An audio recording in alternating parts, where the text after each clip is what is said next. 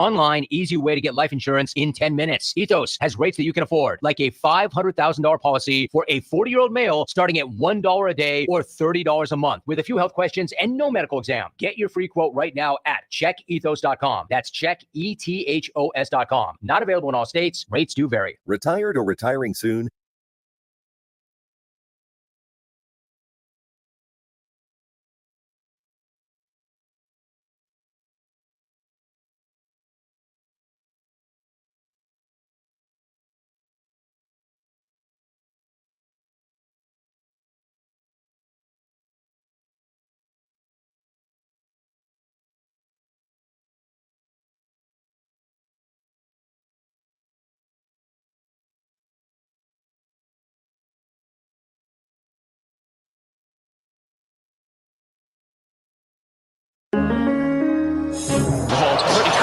Crossover. Oh, killer crossover. Just crossover. You just crossed him over nastily. Another victim to the crossovers. Cross him up and sit him down. All right, time for the crossover. It's brought to you by Everlevel Concrete Repair in Omaha at everlevelconcrete.com. I like your sticker, Josh. Giddy up. I did not get a sticker. Thank you. Voted today. Josh voted for Derrick Henry. Did my civic duty. I wrote him in as a writing candidate. Yeah. Polling very well in the Baltimore area. Yeah. I would imagine. Yeah.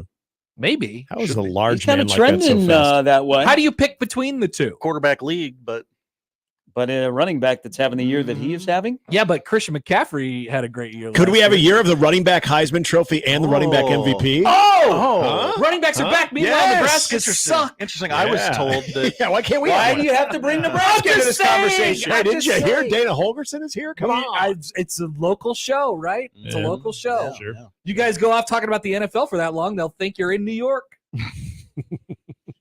These clowns You're are reading your alive. tweets, right? What's up, guys? How was yesterday? Was it fun? I wasn't here. If you guys noticed. Today was more fun because we had news. Yesterday's Holgo. It is stringy hair. It's so straight. Good point. It is stringy. He's got to do. He could have a skullet if he wanted to. Oh, he's had a skull before. I believe he's had a skull before. I wonder what he looks like now. You can find out soon. Yeah, he's gonna meet with the media on Friday. No, I'm kidding. I'm making. He's got an open weekend in Lincoln. Hello. Mm-hmm. People are wondering, Warhorse Casino. Many casinos. By the way, that was 2011. So yeah, it was damn near 15 years ago. He was at the Warhorse. He got he got was escorted out of a casino at 3 a.m. He had another coach. He likes to. He was on a heater, and you never leave the table when you're on a heater. People always say that. He likes to paint the town. Mm. Does it compared to the other personalities that are on Rule's staff? How would you place Dana in there? Not similar. Different, unique. Stands out a bit. Sort of a wild card. You know, they all show up to a family function or something like that, and he's the cousin. Dana's kind of like the wild uncle. Yeah. Do you, and that guy has a lot of very kind of fun, but you don't know who he's going to be dating. He might bring the girlfriend too. Might bring two girls. You never know. Strangely, so competent. You know, Yeah. so good. Yeah. Do you think he looks like a Garrett McGuire and says, "Hey kid, get me a drink"? Yeah. He goes, "Get me a water." It's like, oh, He walks in. This is you guys get pretty good. he's like water boys here. Oh, whose kid are you? EJ Barthel, who is a little bit more restrained, he was like, "What is going on?" We were talking earlier off the during the commercial break of he and Satterfield just sitting down talking to each other. Oh. Which They would be have really differing opinions on sports. They I think also so. have differing personalities. They also too. have some different accents. Yep. Yeah. Yeah. Do you think they'd be able to understand each other? I don't know. think they would. They might not be speaking any of the same language. You know what? That's for sure. I appreciate Nebraska and USC adding some juice to their game of two combined teams of 9-9. Yeah. Quarterback change. Total panic move. You think that's added some juice? Oh yeah, Miller Moss. Oh my gosh. Panic move. Yeah. Panic move. Big Fox is very excited that they picked that game. Yeah. I wouldn't be surprised if Fox influenced it. Listen, you got to bring in some consultants, and you got to change your You quarterback. need to change your quarterback. Your quarterback that you're bringing in can run a little bit better. We need ratings. And we need Dana Holgorsen at least for So a couple plays that we want to be able to have. Yeah. So what's the actual process here? Like, is this? He's coming in. He's going to be calling plays. He's going to rearrange the entire cupboard right now. Yeah, everything's fixed. Right. No, he's not. I don't know. I don't know how they're going to play it because I mean clearly he's the next offensive How funny would that coordinator. be if he just came in after we were just talking about being at TCU last week, and he comes in all of a sudden just starts firing off plays. That'd be against awesome. USC. And the better part is they work. That'd be awesome. We're like, where's this been? He makes the job look really, really easy. Like, will he be on the sidelines or in the booth? I don't think he'll be anywhere. Sitting next to You think he won't show up Satterfield? on Saturdays? Do Do you think he'll be in the Embassy Suites in his big room watching TV? you think they'll take He's him in on the the road conference to in 11 days when Nebraska plays a football game? They take the consultants. That seems like a bit of a Analysts. distraction for him to be there. He heard free trip to LA and said, all right, I'm in. I don't I'm think in. LA's his I've kind of never town. been to Iowa City. I'm looking forward to it. I don't. I think I don't see it. I think I think if you were making that decision because he's going to have to interact with your current OC, you have already crossed the boundary of is this going to be a distraction? Yeah, Yeah. that's true. Yep. That's true. Well, then that should be probably communicated out loud. We should probably just do that. We should probably just make the change, right? Just officially. Yeah, just tell everyone. Dana Holgorsen is now our new offensive coordinator. Maybe Nebraska wants to throw USC, Wisconsin, and Iowa off. Who's calling the plays? It could be Marcus, it could be Glenn, it could be Matt, or it could be Dana. Yeah. You're going to have to prepare So for all they're four. going to have to go back to all of Dana's games. All of the offense. The tendency is like, gosh, dang. Well, it's pretty easy to go back on Satterfield, but now we got Holgorsen. Oh, man. Now this just throws a complete wrench into our game plan. I think it'd be awesome. What's Phil Snow gonna do? He's he gonna hang out? He's going to be a friend. He's just going to be a friend. He's going to be a friend. He's gonna be a friend. Yeah, sometimes you just need a friend. Hey, Matt, when this is all over, we should get an apartment together. So somebody Yesterday, when he said that the Bobs were coming in, Bob, when he said the Bobs were coming in, these would have been the two names, the leading names in the running of the Bobs. Yeah, the Bobs. Yeah, Holgorsen and Snow. 100%. So somebody asked this question. We forgot to get to it. So I'll ask you guys. Remember when Rule got the text from a friend that since he's been in Nebraska, been a good friend and said, man, it must be really frustrating because of how inconsistent. And that really got to Matt Rule. Yeah. Was that Holgorsen? No. Did Holgorsen text him and say that? That's not And how boy, I don't know if I'd do it that way. I was trying to figure that one out too. I was Christian trying to identify McCaffrey. these people. It was Christian McCaffrey. He's working out now too. So he had some thoughts. I didn't think that guy would play again this year. Trev. Maybe it was Trev. Maybe it was He did say Trev. since he's been at Nebraska. You letting him punk you like that? Okay. He's just stirring it a little bit. Maybe it was Trev. Trev still has his impact. It could have been Trev. He didn't know Trev before. Yeah, they're friends. And I think Matt would consider him a good friend. I would say so. Mhm. They've let bygones. How be great would that be bygones. if Trev just texted me like, God, it must be frustrating with this team. It's so inconsistent after A&M just got beat by South or he Carolina. starts, he goes off on a tangent about like, the guy before you. Yeah, Don't worry. I should have fired him way earlier than I did. But isn't This it is nice? not your fault. We've just we've like said- Giancarlo. We've always said, hey, Nebraska your has all these fault. resources. Why don't they try and get the best guys here? It's not Giancarlo's fault. Look at who he's assembled like as consultants. Yeah. He's got Brett Maher, Yeah. Mosey. That's right. Now he's added Holgorsen. He's added Phil Snow. Yeah. He just keeps adding people. Yeah, dudes. I like it. They're going to run that off. Well, they got the new building, so they got a lot of office space. They got We a lot have- of cubicles. Yeah. You can hire anybody you want. You can have 1 billion coaches. Leaving no stone unturned. It is yet to be determined on if it makes any difference whatsoever. Right. That's why I just think it'd be hilarious if Holgorsen But it just looks started good to calling have a plays right lot out of the gate. guys in coaching polos. It feels good, Yeah. right? Yeah. No, I don't think it does. Is there such? Are you trying to say too many cooks in the kitchen? Well, no, No? I'm not trying to say that. Too many cooks in the But I facility? just think if you got 100, like if you got 100 coaches and you only got 100 players in your football team, it just is odd. you so know? every player That's gets a great. coach. Every player gets a coach. That's when you stupid. send your daughter to It's a like your own school like tutor. that. You know, with basketball, Every kid gets their own teacher. You know this, Gary, with basketball. So they have 14 people on the roster, but there's 100 coaches. There's a lot of basketball Every player coaches. gets 4 coaches. That's an 2 amazing rows of student. coaches. That's amazing student to teacher ratio. That's so good. Like the education possibilities are endless. You don't think that's maybe a little overkill? I mean, maybe, but hey, it's college football. You got money to do so. Whoa. It's a big business. This is from the Red Sea Scrolls, guys. Oh. This is a big one. Did we make it on the Wackos page? No, this is yeah, we did. We as a Nebraska fan base. Yeah. Vegas Red comments in, I hope Rule can get Belichick as a consultant. There seems to be some kind of past relationship between the two of them. They do. Big. He's doing the Manning cast. Well, I assume that he tried to get Bill Belichick and he wasn't available, so he got Phil Snow. He's doing the. He's a Manning fallback. cast. It's all right. Yeah. I mean, Bill Belichick was here not that long ago. That's true. Yeah. See, Bill was tough. And his son is coordinating a defense in the Big Ten, so that's Belichick's Also connection true. to the Big Ten. People seem Also to true. like this theory where we dress all of Nebraska's potential offensive coordinators up as offensive coordinators, and they have to guess which one's calling plays. Hey, That's almost as good of an idea as like putting 3 quarterbacks on the field at the same time. And just, I don't know who the ball is going to go to. They all have different skill sets. You have to prepare for all of them. now I want to throw another one into that. Mhm.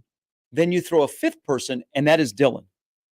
Dylan is offensive calling his own plays. Yep. Oh, so wait. So what's Willie actually Beeman? happening is no one is calling change the plays in the huddle. Dylan Everybody, is just making it up as it goes. Yeah. Jambalaya. That's a good idea. yes, like it looks really good when it comes out of the headset, but Dylan's like, nah, we're good. Come over. We had a really complicated for one of my teams in high school. We had a really complicated sign structure. Oh, you did? Right. So there was a whole bunch of football or baseball. This is baseball. Okay. So you're checking down at the third base coach, and Mhm. you know how coaches do the thing. And Yeah, you then got they're your- like, all right, here we go. So he does all the signs, Indicator. and there wasn't any signs except for the clap at the end, because Yeah, you know the coach always does. Yeah. Uh-huh. Yeah. 1 clap is Yep. bunt. Yep. 2 claps is hit and run. Yep. 3 claps is steal. Mhm. Those were the signs. Everything he did before that was nonsense. Yeah. No, same thing for us. Great signs. Since he's, well, I won't name names, but coach that I do know would go through again. we elaborate- don't need a sign stealing scandal. elaborate signs, but then as he was doing that, after the signs, he would just have his hand either next to his hip if it was open. Yeah. As a base runner, you're taking off. If it was kind of closed or anything, That's what I'm saying. Red light, nothing was going Basically, Yeah. everything else Mhm. is a smoke screen. Everything That's that a big- happens is smoke on. It's a screen. big diversion. And it's actually just Dylan Raiola who's calling his own plays. You know, on that note, Throw Dom into the mix. Get Dom out there. Have him Dom. do a whole bunch of stuff. Hold up a sign that has a Superman logo on it. Lola or Bunny something. on it. Yeah. why don't they let the fan, the first to call into Rules show on Wednesday night? You Call get a to play. call one play during the game. We're not going to tell anybody Yes. where that play is, Yes. but then at the end, we'll let them figure out Mhm. what one do you think was the fan play? yeah. And I'm going to go, the one where there were 12 guys on the field. If you have 100 offensive coordinators, do you actually have 0? The power eye, I believe that was the one that the fan called. Yes. Maybe they let T.O. chime in on a play. Great idea. Ooh, so there you go. You Great only idea. have 40 seconds to run a play. Brett in Minnesota. Hell, let's get Urban and Saban too. Bring them all in. Bring You them know, all. I heard Urban, Nebraska's going to hire him. What's a coach that you have heard of before? Name a coach. Jim Tressel. Bring him in. Offensive coordinator. Well, the Raiders are Oh, just offensive announced guys. they're bringing in Norv Turner. Bring him he's in. Off, Nice. He's off the board. Bring him Noah in. Turner's worked for everybody. Yeah. Mhm. Marty I didn't- Schottenheimer. Bring What? him in. Oh, I like that. Not going He's to like. no longer. Not going to like his he's- production. Bring him level. in! He's not. That's I mean, a little tough one. Bring him in. What are you bringing in? His urn? Ron Rivera. Bring I him don't in. know if he was cremated. I have no idea, but I'm just saying. Bring in Marty Schottenheimer. Poll question: was Marty Schottenheimer cremated? That's a good one. On this day of all days. On this day of all I'm days. just saying. Lots happening. That's just the first coach that I thought of, Marty Schottenheimer. When I think football coach, I think Marty Schottenheimer. What do you guys think? When you think football coach, what do you think of? I think of Ditka. Really? Yeah. Ditka. Ditka. I think of Bill Cowher. Bill Oh, Cowher. okay, there's a good Good one. pull. Yeah. I think of Marty Schottenheimer. I'm not sure why. Josh, what about you? Probably Vrabel, you sicko. Oh, you should have never got rid of that guy. Bum Phillips. Oh, yeah, yeah. Yep. If Good you're a one. true fan, you would think Bum Phillips.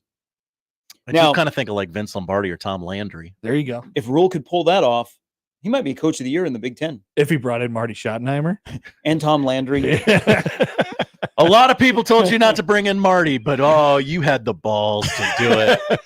Do you think I respect that. Do they put? They don't give them profiles on the website, but they do mention them, like the analysts.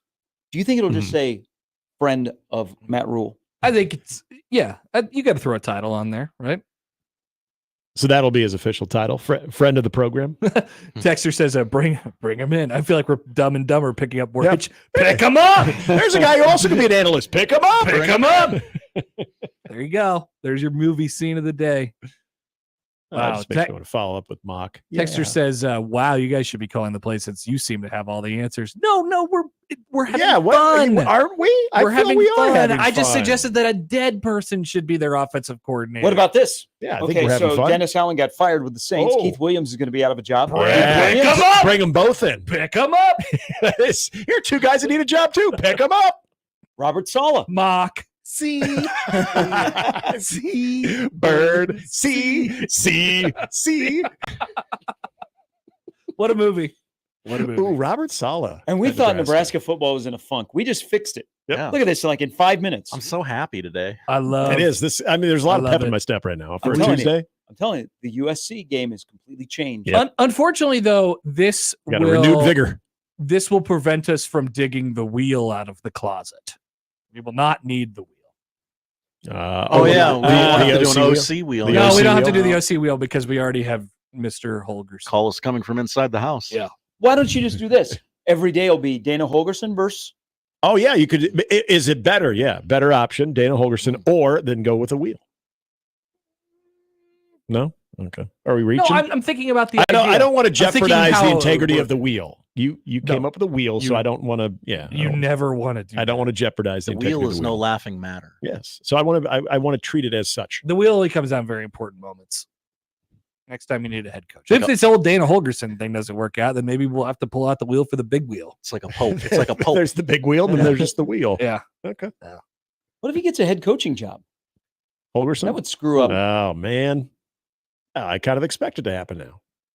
He'll call plays for a few games and it'll work. And Dion leaves Colorado and he takes Colorado. You think Satterfield is calling his friends going, "Hey, are you guys going to hire a head coach? I got a guy for you." Yeah. I'll ask him if he's interested. He's trying to sabotage it. He loves to do that. He loves to tell. He loves to sabotage. No, he loves to tell other people that his coaches are very competent. No, Satterfield calling his buddies saying, "Hey, yeah, I got competition. I need you to eliminate that competition." No, that would be bad. That's not happening. Would that be the response? Oh, Sat. We're for the greater good. Hey, how were the kids yesterday? Well, Gary. Not the game, the kids. Oh, okay. There were many, and they were loud, seemingly confused at various points, cheering at random occurrences. I don't know what the loudest. I think the loudest cheer of the day was when the game ended. When they were counting down from 7, 6, and 7. They were very excited about that. 7 and not 10. And I actually agreed with that. I was very happy that the game ended yesterday. I bet. Yeah. What did they think of that 26-4 second quarter? There was 4,000 screaming children. It was a horrible basketball game. There were fouls aplenty. Mm-hmm. There was the ref's belt pack wasn't working with so we had scoring problems. We had table problems. I had to pee the entire game, and I couldn't get up. And it was just a really bad start. Nebraska won by 40. They did. They did. I think UNO is probably not that bad. There's my takeaway. Okay. Not that bad. Okay. Gary, we did this last year or a couple years ago, and I was right about UNO. I kind of had a good read on them. I think they'll win like 10 games. I would have said 11. Okay, we're vibing more this year. All right. So I did hear at the men's game last night for some staff members that were in Lincoln that when they left the arena, it was 88-47. By the time they got to their car, they had gotten a point. So apparently the scorebook and the scoreboard did not match up. Is that true? Yeah. Yeah. So it was 88-47 was announced, and then it was final 88-48. Honestly, Gary, that makes a lot of sense because it was kind of nonsense down there yesterday. But it's the first game. First game of the year. Men's game was okay. Work out the kinks. First game for everybody. Okay. Yeah, the men's game went. Men's game went okay. well, except for they're not very good. Oh, how dare you! Oh my gosh, They won by 20. Oh, really? They were up by 4 with like How much 5 minutes should left. they have won Yeah, by? but you know what? They were that was intentional because they didn't want everybody to mass exodus so early. Yeah, They but wanted they to keep it still entertaining. did. keep didn't those beer sales Well, strong. then the media timeout came and Nebraska started to pull away, and they're like, it's Monday, got to go home.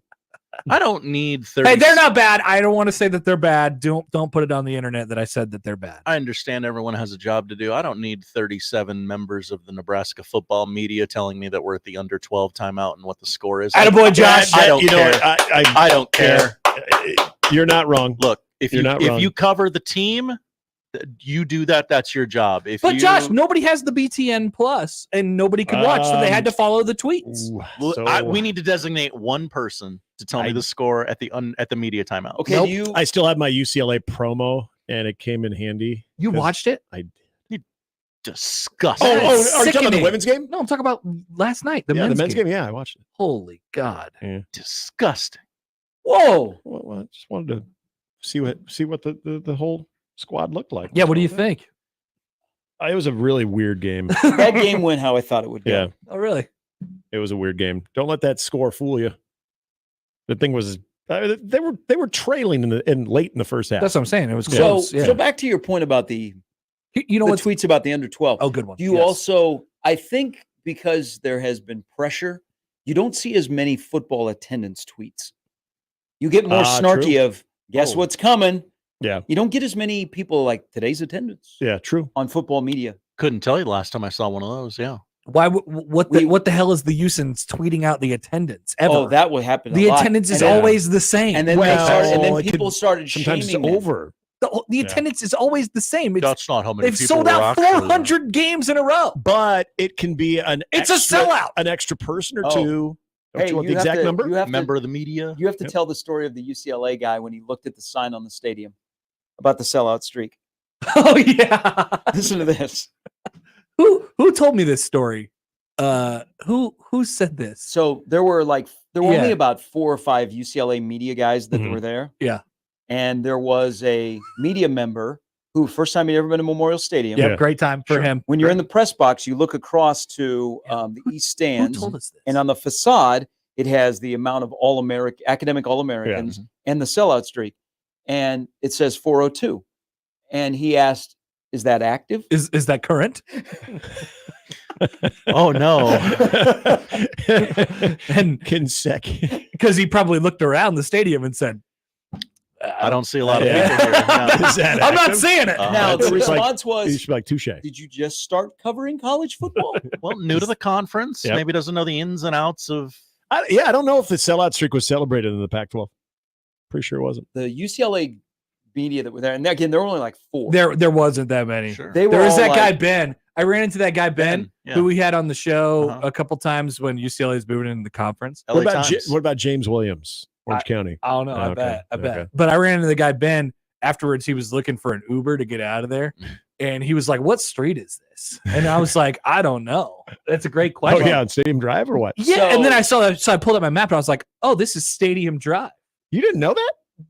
No. No. Why would I know that? I just know Yeah. where the stadium is. I go to the stadium. It's on Stadium you know Drive. Stadium I Drive? don't know. This is probably like, I guess 12 or something like Connor, that. I figured you know Stadium It's Drive. not like he parks on Stadium I Drive. know, but I or figured. anything. Yeah, I mean, you know your surroundings. You're a sharp cat. I mean, I guess As, when as I pulled out Verdisco would say. when I pulled out my phone, it made sense that it was on Stadium Drive. Oh, okay. It made sense. you do to me. love Yeah. a map, though. God, I'm gonna tell Mario I just- Verdisco. Maybe you're It's not a just sharp the cat. it's the stadium. You go to the stadium. I don't know what intersection is it located at. I don't know. 10th It's and just Vine. where the Yep, stadium. The old is. grandma on 10th and Vine. Yeah. So then Yeah. to confuse the Los Angeles media that were there, and by the way, the guy that was sitting in front of us, he was like, "This game will be over after the first quarter," Oh no. and he was like, "I'll be able to write my story." Yeah, 'Cause he he's was- from Bruin Report. Oh, okay. And then He was after very the- confused at why Nebraska wasn't doing all of the things that usually beats UCLA. and he said out loud, he goes, "I'd fire their OC." I kind of like this guy. But, Yeah. but what I they love did- hearing from the Did other you what guys they- have what beers they with him? did, they had the chili and cinnamon rolls Mm. Oh, for the welcome media to meal. Yep, So you welcome. had the Californians who were a little bit confused. I was like, hey, Nothing like acting like a bunch of slack-jawed yokels in front of the big city folk. seriously. But- I was like, but I went full in. I was like, you better dip that sucker in there, partner. Saddle up. So they made Or the we're taking your announcement of, credential. what is it, about 7 minutes to go. The media goes downstairs to get ready for the post game. The UCLA guys, and they were funny. They were they all like hung around till the end of the game, and then they waited for one guy, and they go, "Oh, Deshaun will wait for us." And then they go, the one they look like a student newspaper. He goes, "Oh yeah." He goes, "They won't start until we show up." It's different. Awesome. That's just That's actually how it's supposed to work. It should be, especially with your core media people. Yeah. Unfortunately, we have 1,000 media. Going back to the signs in the stadium, they don't really point the camera at that academic All-Americans quite like they used to. They highlight it like only a couple times a year. Like when they add academic All-American. Used to be. Oh, it's a source of pride.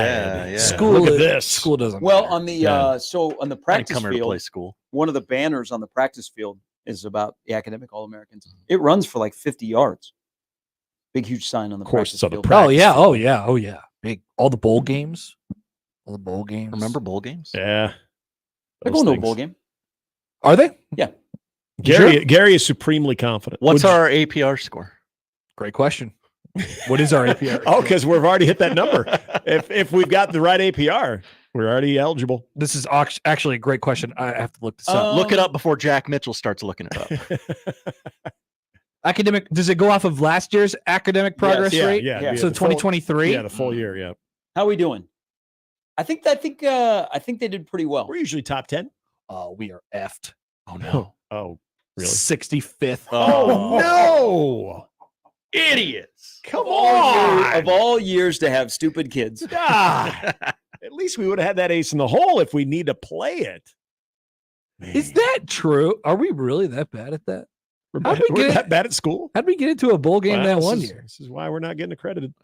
I mean, They're fighting that battle. At least Riley was good in the classroom and for a year on the field. Yeah, got us to a bowl game. Oh, wait. In 2024 APR by conference. Oh, gosh. Okay. Now we're going to get the We don't get the AAU bonus either. We're So we're going to be 14th. further down. Oh, my God. We're 12th. Oh, In the Right on Big Ten. in the Big Is that out of the old Big Ten or the new Big This Ten? is the new Big Ten. who's Okay, so that's not as bad. who are the newcomers that are in front of us? Well, Oregon is dead last. Ah, They don't care about school. unfortunately, they're good at football. USC's ahead of us. Washington's ahead of Ah, us. damn it. How about UCLA? Where they at? They're right behind us. Okay. We're actually tied.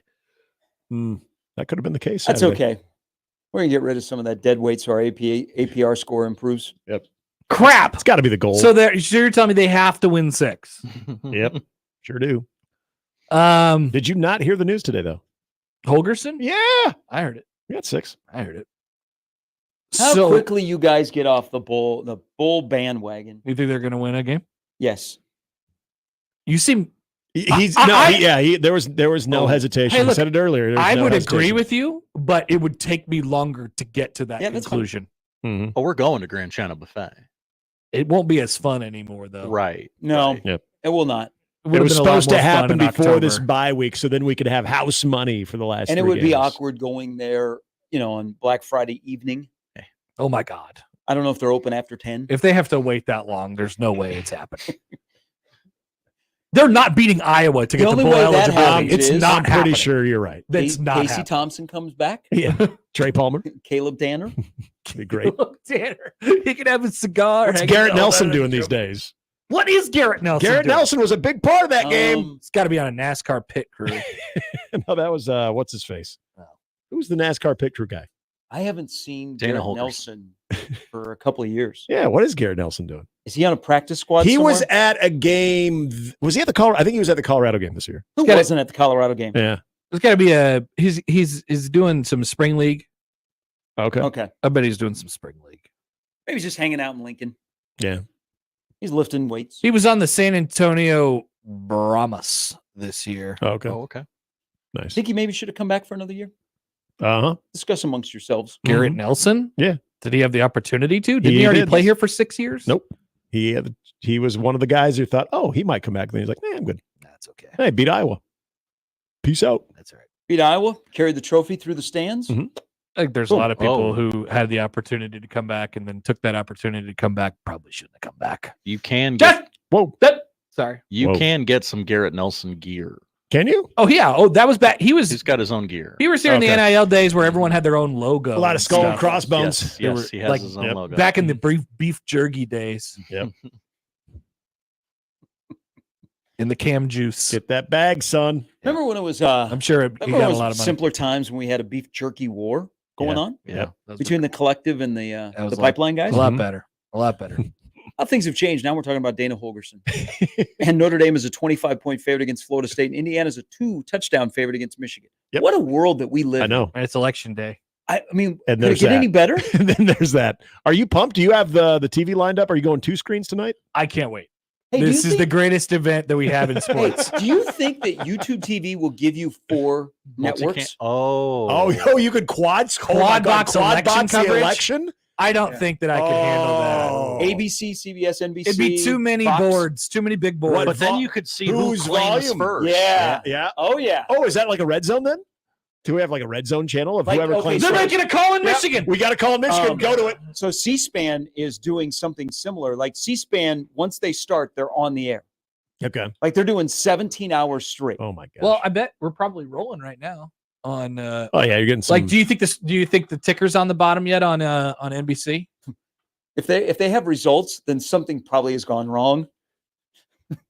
Would they preempt Hoda and Stop Jenna? Voting. You can't preempt Hoda and Jenna. I think you got to take Hoda and Jenna off the air. No, not today. We're taking Jeopardy off the air. Hey, people are like, Jenna, what's your dad doing? Yeah, exactly. Yeah. Why don't your dad tweet out something? We're not watching this show. We are not watching The View. The View is on. We are not watching The View. It's on. It's a special election of The View. The View live from the Capitol. I am stupider from watching that show periodically.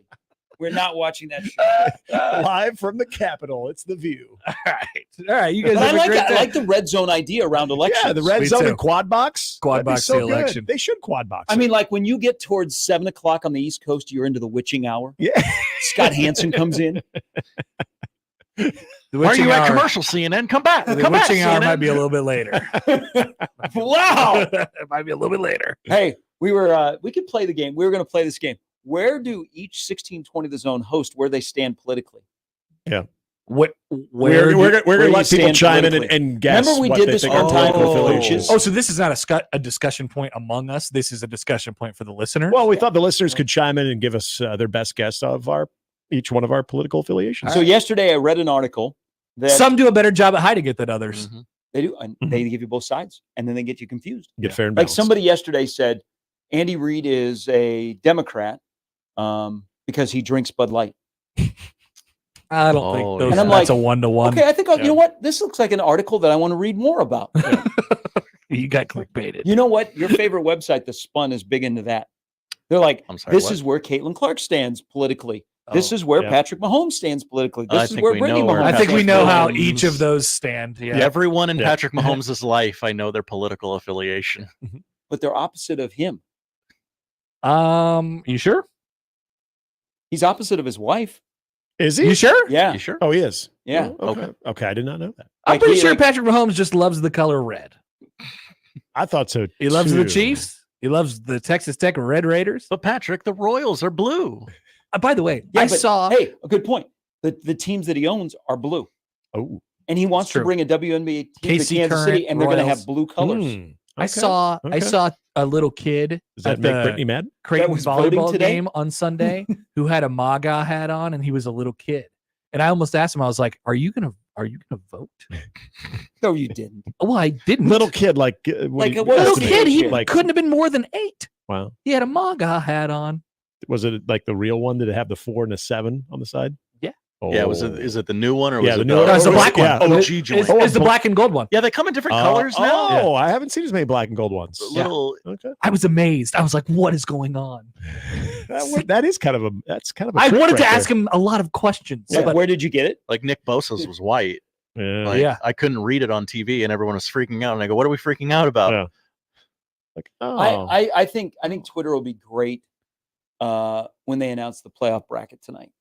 I hope people just go at each other, and then there's no context. Yeah. And so people that are there for political are like trying to figure out why the guy from Alabama is arguing with the guy from Georgia. Good one. Once again, Georgia has been screwed over in the process. I think What are we talking about here? I think this is rigged. We beat Georgia. All right. Well, you guys have a What great a day. rest of your afternoon. Oh, enjoy it. Should be fun for everybody. Enjoy it. That is Crossover, powered by Every Level Concrete Repair in Omaha at everylevelconcrete.com. It's Tuesday. We'll start things off next.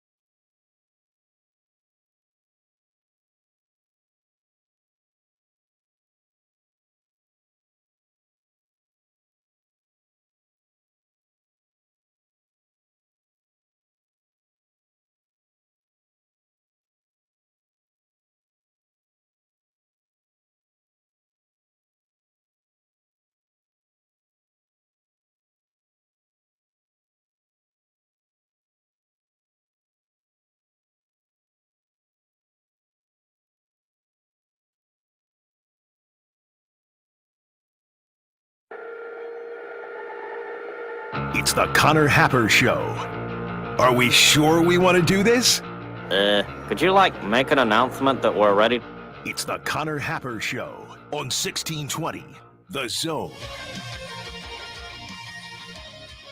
All right, welcome in. Happy Tuesday. It's the Connor Happer Show on 1620 The Zone and on 1620thezone.com. Connor Happer, Josh Johnson with you. My apologies for missing yesterday's program. Don't let it happen again. I'm sorry. But as I said yesterday, when you're confronted with issues, you run from them and you let Josh handle them for an entire show. And so Josh took the slings and the arrows yesterday, I assume. Boy, sure wish I would have had the Dana Holgorsen news before I called the team and the coaching staff a pack of frauds. Whoa, jeez, Josh. You call them frauds? Yeah. Are they on Pumpkin Watch for you? No, I guess I didn't think of it. That is an option, isn't it? Well, I have limited thoughts from the game and some reaction to what Matt Rule said yesterday at his press conference and some big picture thoughts, including why some people are being a little bit ridiculous right now. The high stakes game of having Dylan Raiola on your roster, and some other things. Also, there was some news this morning there was some news yesterday that the Bobs were coming in. Hi, Bob. Bob. Now we know the Bobs. Well, we know one of the Bobs. We're pretty sure about the second Bob. It's Dana Holgorsen is one of the Bobs. And the other Bob reportedly is Phil Snow. Makes sense. Okay. So that's some stuff that we have to chew on today. Yeah, only 11 days till the USC game.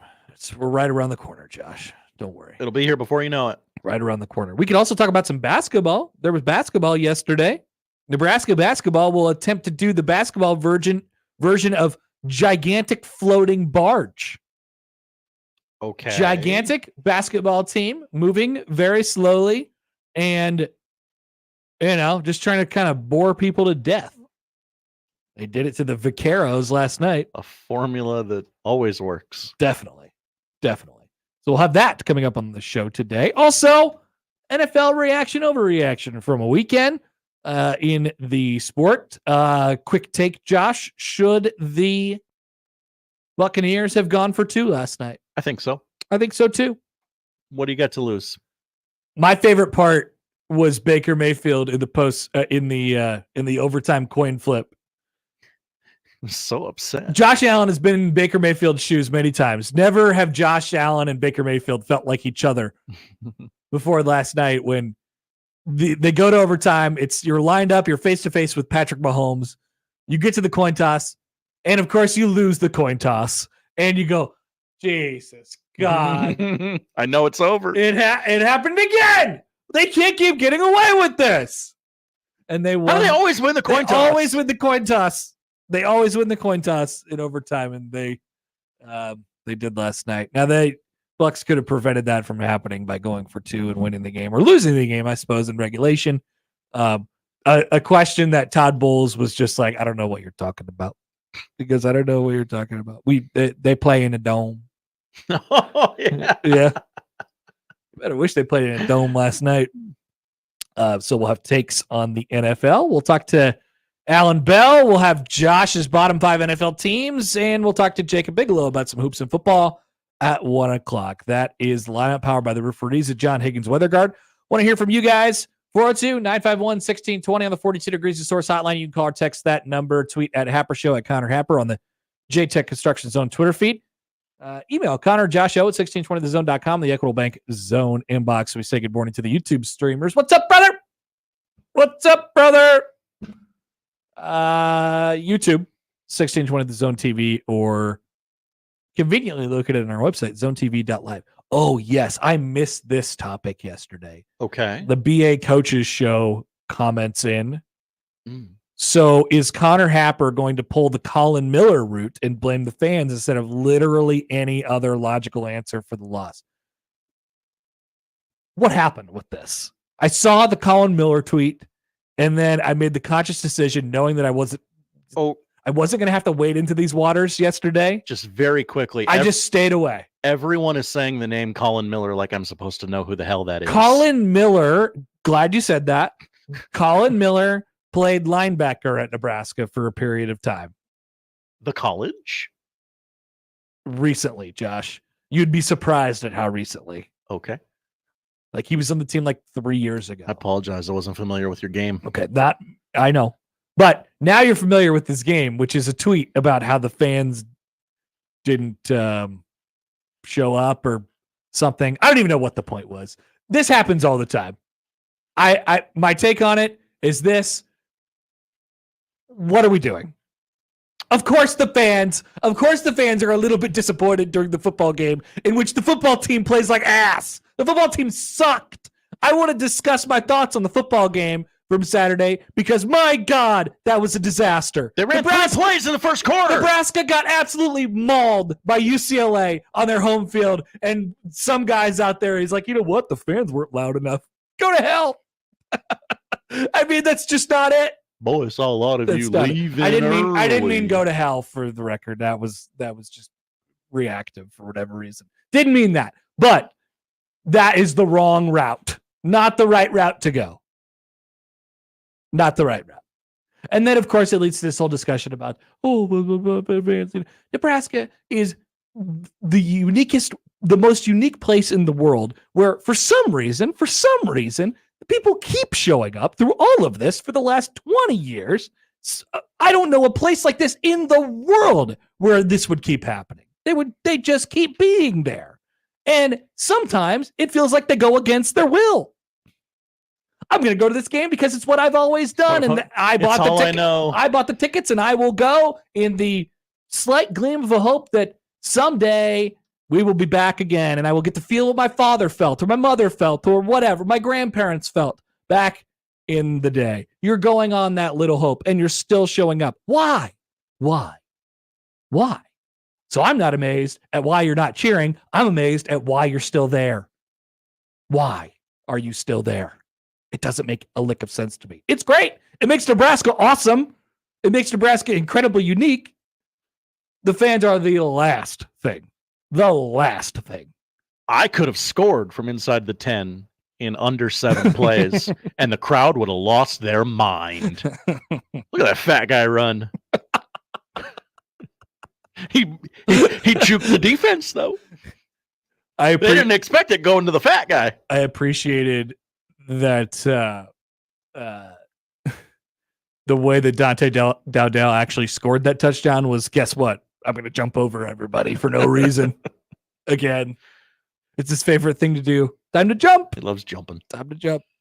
Yeah, what was the stat? They got the ball inside the 10-yard line with like 7 minutes left, and they didn't score until 3:50 or something like that. They ran 7 and goal plays. Their quarterback got hurt in a row. Their quarterback got hurt Yes. in the meantime. They ran 11 and goal plays in the fourth quarter, Connor, and scored 1 touchdown. And then they missed the extra point. That's right. That was fun. Great game. Great game. We should talk about this a little bit more. Okay. I have a couple more thoughts, as you might be able to tell. They've bottled me up for the last 2 days. I got a lot to say. He's got to get out the old stuff before we can get to the new stuff. Oh, yeah, we're just laying the foundation. Yeah. Because we got a long 2 weeks ahead of us, Josh. Long 2 weeks. We'll be back. Some more of the Connor Happer Show on a Tuesday. Oh, what else is going on today? Nothing? All right. 1620 The Zone.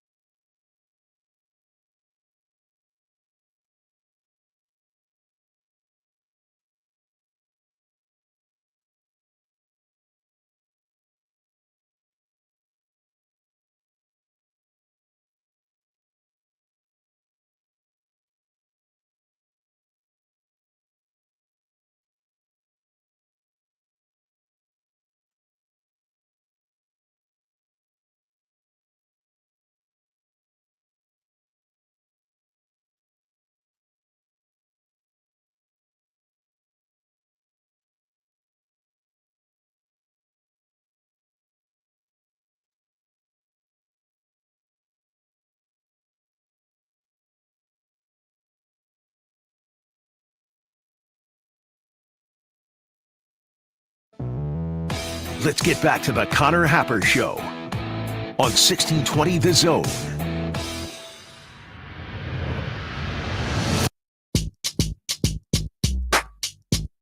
Welcome back. Hope everybody gets out there and does their civic duty today and votes for whichever thing you'd like to vote for. Yeah, whatever you're feeling. Whatever. Get in that booth and do it. It's a vibes-based thing. You know, I don't really know. I was just going to walk in there and hopefully the pen makes the decision for me.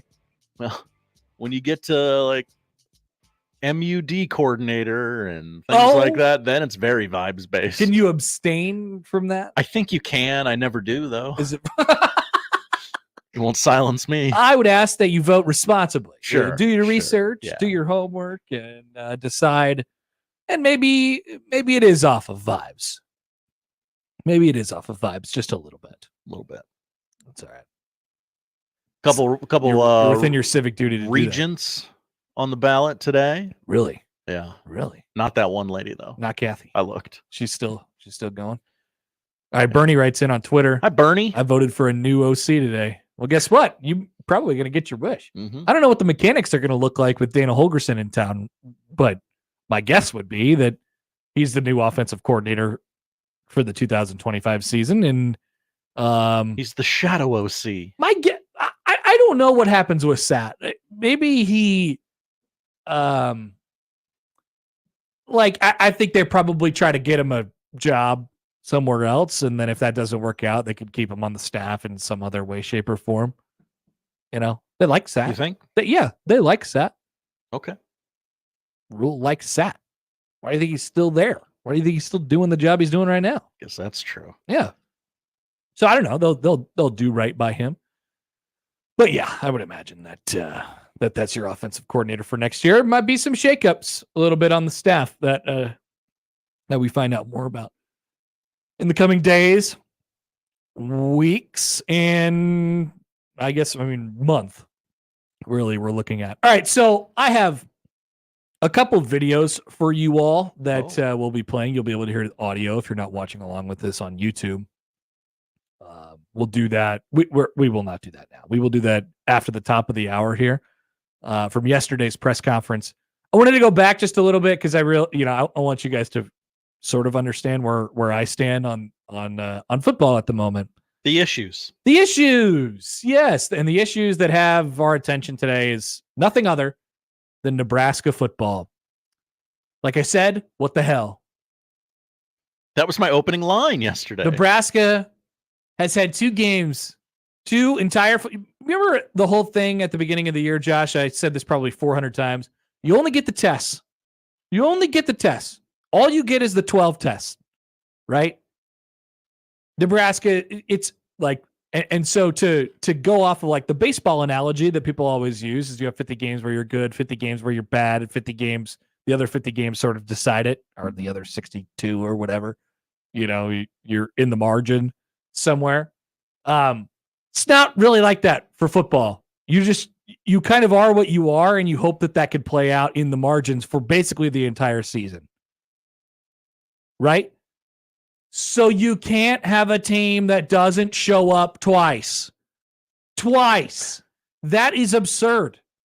And what I heard from Matt Rule yesterday, and we'll explain this a little bit more coming up in a minute, is that he is trying to find answers.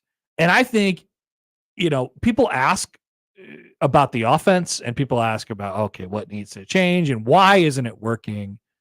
And I think the answer to why it's not working is something a little bit more big picture, a little bit more holistic. It's the mental thing.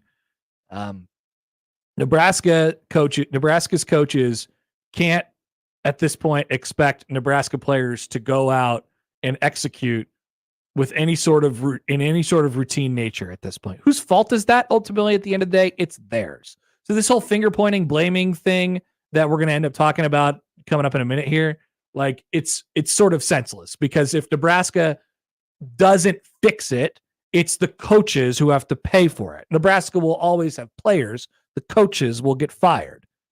So they can point and we can point and the players can point and whatever, But ultimately, yeah, it's up to these Nebraska coaches to fix it, whatever the problem might be.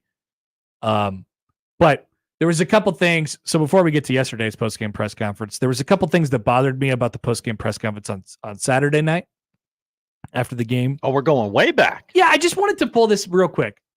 So Rule mentioned that UCLA was doing a lot of, they were throwing a lot of zero blitz at him, right? They had no real respect for Nebraska's pass game. It's like, if we can get through this, we're going to blast through their line. We're going to sack the quarterback. He won't throw it. And the receivers still won't get open. I think the receivers, for the record, are kind of getting open at the moment. I think the quarterback's a real problem at this point. From what I hear on Twitter, from the people that are up in the press box, a lot of open people are open, Josh. A lot of open ball catchers on Saturday. I'd say that people are open. Okay. Even on plays that didn't look good. People are open. So the quarterback's a problem at the moment. But he mentioned, all right, UCLA is going to throw the zero blitz at us. And he kind of said it like, hey, one of the things that we like to do, one of our mechanisms to combat that is the screen game. And I thought, why did he say it like that? That's in response to all the conversation last week about the screen game and how people were fed up with the screen game and they didn't want to do the screen game. Like, that was my sense in the moment of what, like, Rule was basically saying, hey, look, you guys don't want us to screen, so we didn't screen, but then this team came in with zero blitz and bet you'd like a screen now. That is crazy to me. That is crazy to me. I think why not run the play that works against the defense and then go, told you. Well, I don't like, why does it have to be that way though? I don't know why it has to be so adversarial like that. Like, just, it's 2024, Connor. Or you could just listen less to the, like we always said that he listens to, he hears a lot. He listens to a lot. If you feel some type of way about people getting on Satterfield about the screen game and you're like, all right, I hear that. I understand what you're talking about. And then you don't run screens as a result of that. And it should be, and that's the team that you should be running screens against. That is bad. Super weird. That is bad. I did not like that at all. The other thing, we need to take a break here, but the other thing I didn't like from the post-game press conference was he was asked about the timing, and we talked about it before, the timing in which they scored that touchdown to make it a 7-point, well, could have made it a 6-point game, but it would have made it a 7-point game late. And all the time that they wasted in not scoring in that situation. And he said, like, Rule said, well, we just wanted to score before the 2-minute warning. And I was like, well, I understand that, but get it right. Sure. Get it right. Score the touchdown. Don't do anything crazy. If you're down 2 scores, you got to get the first one. You got to get it right. But that was kind of crazy to me too. You do have to get the first one, but like you should get it fast because you need to get a stop. And the more time you have, the more opportunities your defense has to get off the field. And then the more opportunities your offense has to somehow put together a drive under a backup quarterback. Like, you have your entire playbook at your disposal if you get the ball back with a chance to score and win the game with 2 minutes left rather than 30 seconds, or rather than, if you get it with 4 minutes back rather than 2 minutes or 1 minute, whatever. Like, every second is valuable in that situation. So I didn't like that. And Nebraska played like crap. And we are questioning everything. And we have Dana Holgorsen now. Things have changed since Saturday, Josh. A lot has changed. Things have changed. All right. We have more coming up. I have a couple Rule videos from yesterday. We'll get to the nitty gritty of this thing, the big problems, the big stuff. Oh, coming up on 1620 The Zone.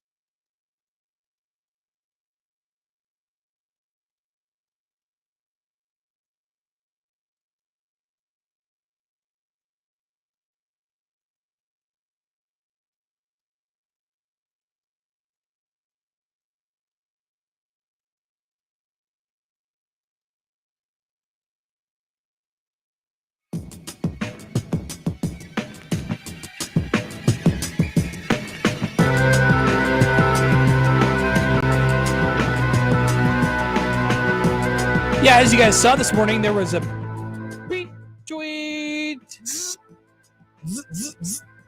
When it's a retweet that involves Nebraska, man, that gets people going, doesn't it? People are still retweeting it. You can probably stop if you cover the Huskers.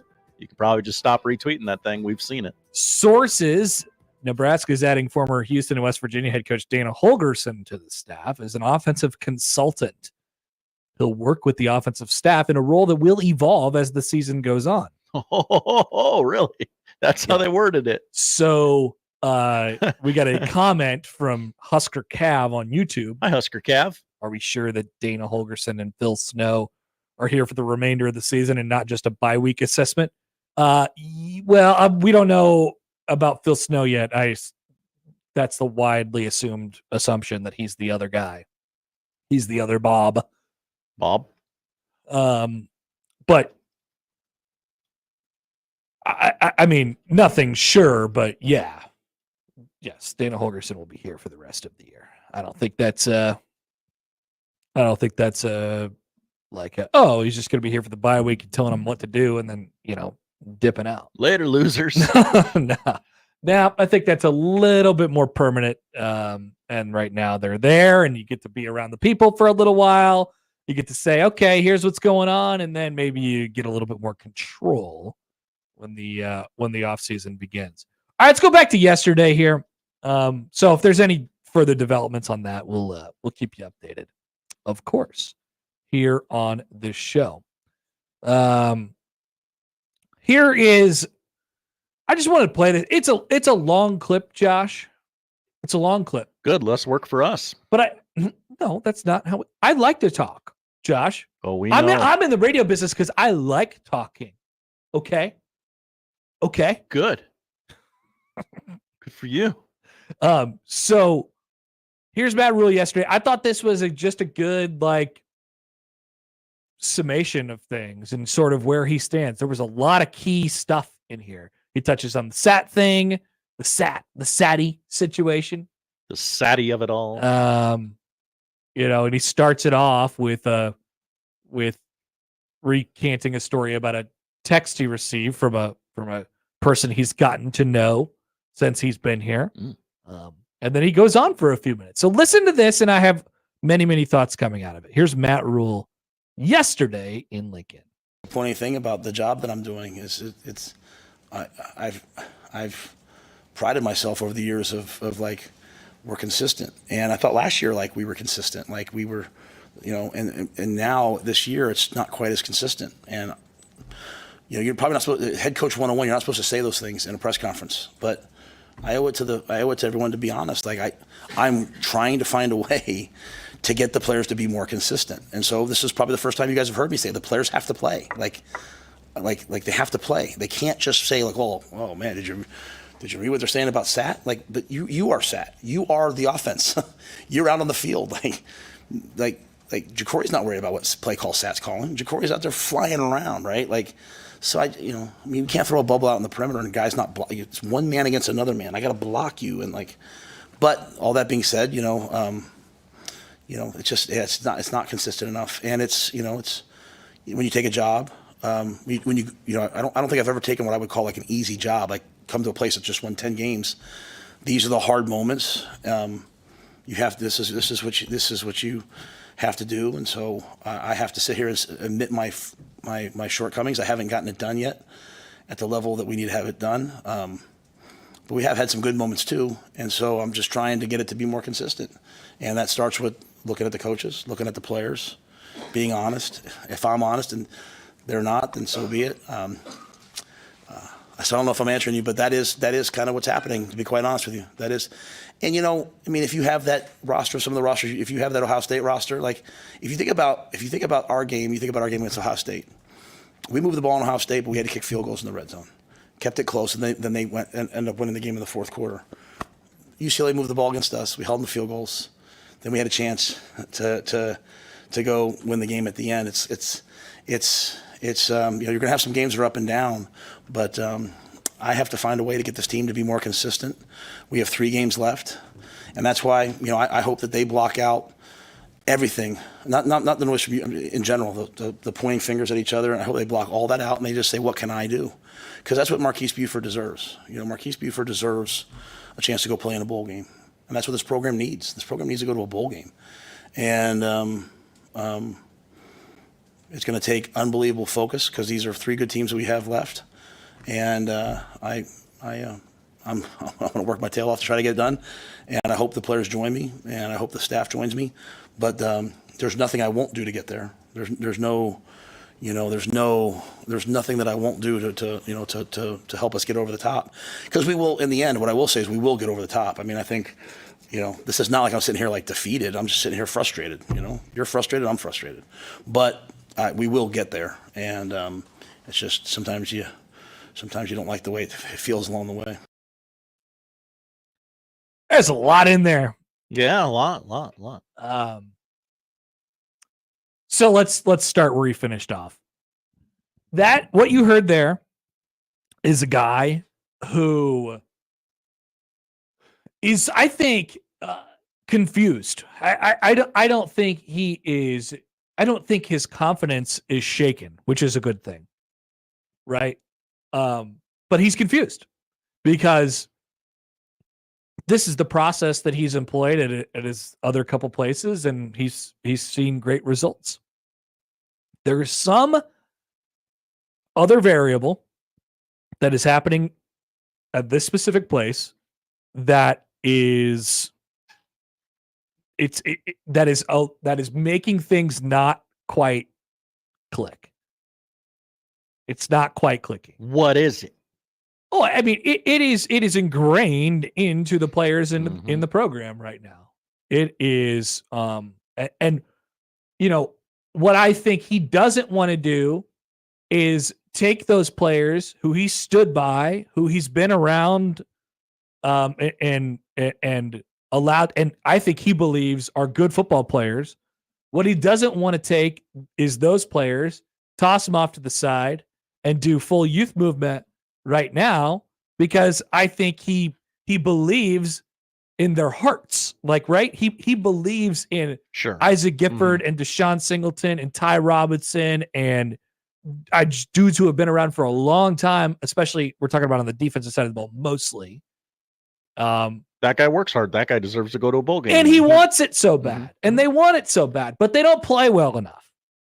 So that's what he's talking about when he says, like, hey, you are sat.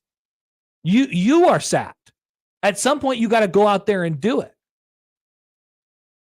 But, he wants to do right by those guys. He wants to say, because those guys are the guys who stuck with him and bleed for the program and all this stuff. But it's clearly those same guys who are holding this program back right now. That's a really hard thing to say out loud. That's a really hard thing to say out loud. And he wouldn't, right? But I look at a group of players who have been around for 4, 5, and 6 years, and oftentimes, those are the guys answering questions after the games, and those are the guys who are making the mistakes in the games too. And I think they say the right things, and I think they represent the program really well, but they don't play well enough. Right? It's not like they're not good players. That's what Rule is having a difficult time with. Yeah. He thinks they are good players, and I think they are good players, but something is not allowing them to play well. Something is not allowing them to play well, or at least consistently enough, because we've seen flashes from all those guys. Something is not allowing them to play well. And I think he's just really grappling with that right now. I think that is a real, introspective, that's what he means when he's talking about getting introspective over the next couple weeks. And I think the Satterfield stuff, as bad as it is, to be dead honest with you guys, I think that's more red meat than anything. I think that is. I like red meat. He knows you like red meat. Everyone knows that you like red meat. People love red meat. It's Nebraska. I don't think that. I don't think that if this place wasn't the way it was, I with all the intense scrutiny and all that stuff, like I'm not sure that we'd be headed down the road of getting rid of Marcus Satterfield at this point, which we're definitely headed down that road. Yes. I'm not sure we'd be headed down that road at this point. The wheels are in motion. The train has left the station. The hay is in the barn. I'm not sure if this place wasn't if this place, this place is the way it is. I'm not sure that Matt Rule would have did what he did at the start of his tenure, which was continue on with the group that had previously been here and stand by those guys and allow them to take leadership positions. And that's all affecting this team right now. It's holding them back a little bit. I don't think they have a bad culture. I think they have an awesome culture. But it is like it's ingrained in the fan base right now too. It's just hard to get. It's a thought process that is hard to get rid of. This pressure is too much, or whatever. I can't even dissect it like that much because we like to put wide nets over thought processes and stuff like that, and that's hard to do. But it's hard to get down to the nitty-gritty of exactly what it is. But it's there.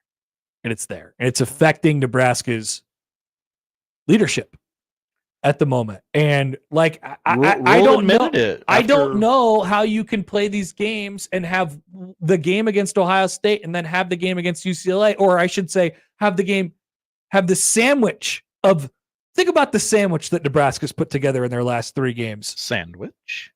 Indiana, disaster, didn't show. Ohio State, incredible, showed, should have won. That's the meat. And this is the other bread. The bread has spoiled the entire sandwich. Oh, no. The bread has mold and garbage all over it. The meat was delicious. You wish you could take off the bread, but you can't. Then it's not a sandwich. Then it's just a pile of meat. Now I've gone too far with this analogy, and all I could think about is sandwiches. But I think that's what Rule's getting to, I don't think there was a lot of people who took it as like, oh, he's finger pointing players now. I don't think that's what he's doing. I don't think he's finger pointing. I don't think he's playing the blame game. I think he's confused. I think that's a guy Definitely. Who, for the first time in implementing his processes across various programs for various years, has been met with this like unaccounted for variable that has never existed at his previous collegiate stops. And it's been difficult to figure out. And frankly, and so this is the offshoot of this. Like, this is where you take it a step further. I don't know where you guys are at on Rule. I've seen probably the most radical parts of this fan base talk about how they need to fire him and start over, and people don't like what he has to say anymore. I'm telling you that this is the way. This is the way. You always knew that he was going to double down on the process. You always knew that you weren't going to like what he said yesterday. You know this. You knew this. There's nothing he could have said. He was going to double down on the process, and that is the right answer. He just has to figure it out. He just has to make it work. If you believe in it, which he does, and it works, which it has, then keep doing it. If this staff is going to die, I want them to die being themselves. That is definitively not what happened with the previous coach. Go ahead. If we die, we die. With the previous coach, after his first and second year, a lot of stuff got to him, and they said, we're in the Big Ten. We have to. They changed their process. Scott Frost was a man with shaken confidence after the first and second year at Nebraska. And they changed what they did. They changed their process. And then it got real sideways, real fast. This is the way. They have to double down. They have to double down. And if it doesn't work, then it doesn't work. At least you rolled your dice in the direction that you should have. I gotta be me, right? You have to. You have to. I wouldn't want it any other way. And guess what? It does work. It does work. They just have to fine tune this. They just have to fine tune this process. But Happer, it's hard in Nebraska. I will admit that. We've talked about this plenty before on the show, Josh. It's really hard to do here because the variable is unique to Nebraska. The fishbowl. The weird, but a lot of places have a fishbowl, but a lot of other places play well. They play consistently. It doesn't leak onto the field. The disasters are usually contained to executives and athletic directors and drama and politics and whatever. That probably was a thing at one point here. It's not anymore. It's not. Nebraska has a sound structure, a sound organization. It has one thing left. It's to fix this. Whatever is in the heads of these players. You can look at every average to below average team, and almost all of them have gotten one, quote unquote, in the last 10 years, right? Yeah. Like, I remember one time that crappy team beat a really good team. And, you could point to just about every single team in the country as, got on one game day, got it all right. Yep. Or for seasons. Yeah. For seasons. Who's put together a great? Everyone. The answer is everyone. Everyone's been to a bowl since Nebraska's last been to a bowl. Literally everyone in Power 5 football. Vanderbilt's been twice, or this will be their second time. Right? Yeah.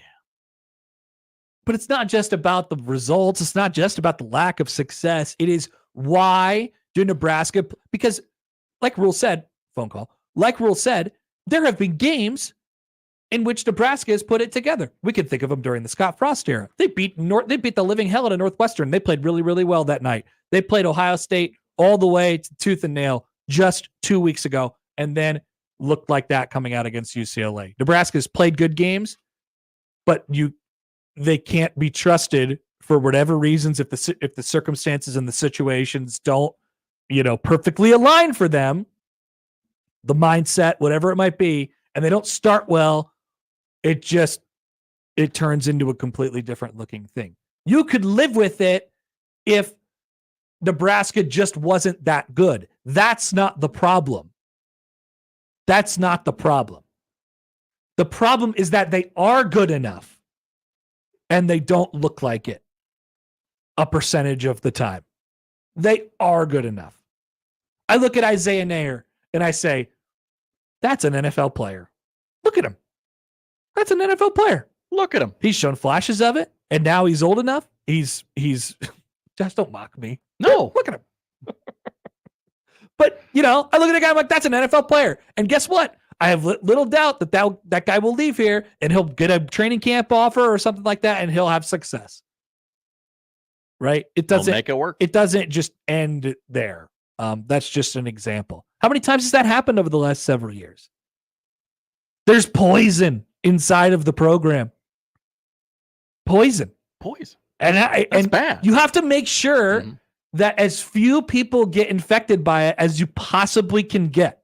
As few people as you could possibly get infected. Stop the spread, Josh. That's right. Stop the spread. Rule talked about it 40 days to stop the spread, right? Or whatever it was. That's what they told us. So we'll talk about this later, but I think you got to play some young guys. I don't want to pin it all because it's not. It's not all their fault. It's not all the old guys' fault. It's not. I'm not trying to make it seem like that, but they are the representatives of the disease right now. They're the face of the disease. I'm sorry. Let's take a phone call. Here's Rick on the 42 Degrees Source hotline. What's up, Rick? The voting line was kind of late long at my precinct, so I thought I'd call you guys. Way too much thinking going on here. A buddy of mine went up to Michigan a few years ago for a golf outing, and he ran across the Michigan athletic director, and the Michigan athletic director, he basically told a bunch of guys, he said the NIL is going to really hurt or kill college football. And I think part of that, I didn't know how to interpret that. I heard it obviously third or fourth hand, but I think the issue with paying one player a lot of money who's not doing as well as you would expect. That's a big problem. So hopefully these consultants that Rule has coming in can tell them two things. If a player at a certain position is not producing, you might want to go to the number 2 guy who's got some athleticism and maybe go that route, which I think anybody with common sense would know, except with the pressure of giving this individual, meaning the quarterback, all this NIL money. And this is our, chosen one. And the other two is hopefully they tell him that football is not golf. The low score does not win. So, but hopefully Harbaugh gets his chance. I think it's just very, very bad for the team. And this is a good team. It's not a bad team. But if the player on the forefront isn't producing for whatever reason, offensive line, play calling, execution, refereeing, all of the above. But hopefully they can make the change at quarterback, not necessarily bench Raiola, but at least get the number 2 or 3 guy who's going to have some emphasis to go in there and maybe kick a little butt. So thanks for taking my call, and you guys do a great job. Okay, thank you, Rick. I like he always does the laugh at the thanks, guys. He's a happy guy. Yeah, it's good. It's good. But here's the thing, this is the point. And the NIL stuff, let's just keep that aside. That's a separate conversation. Maybe a conversation worth having, but a separate one.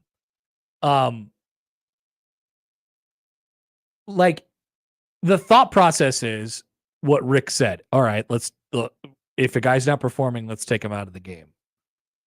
And then the next guy goes into the game and suffers from this. I think when you look at Dylan Raiola, you say, that guy is really, really talented.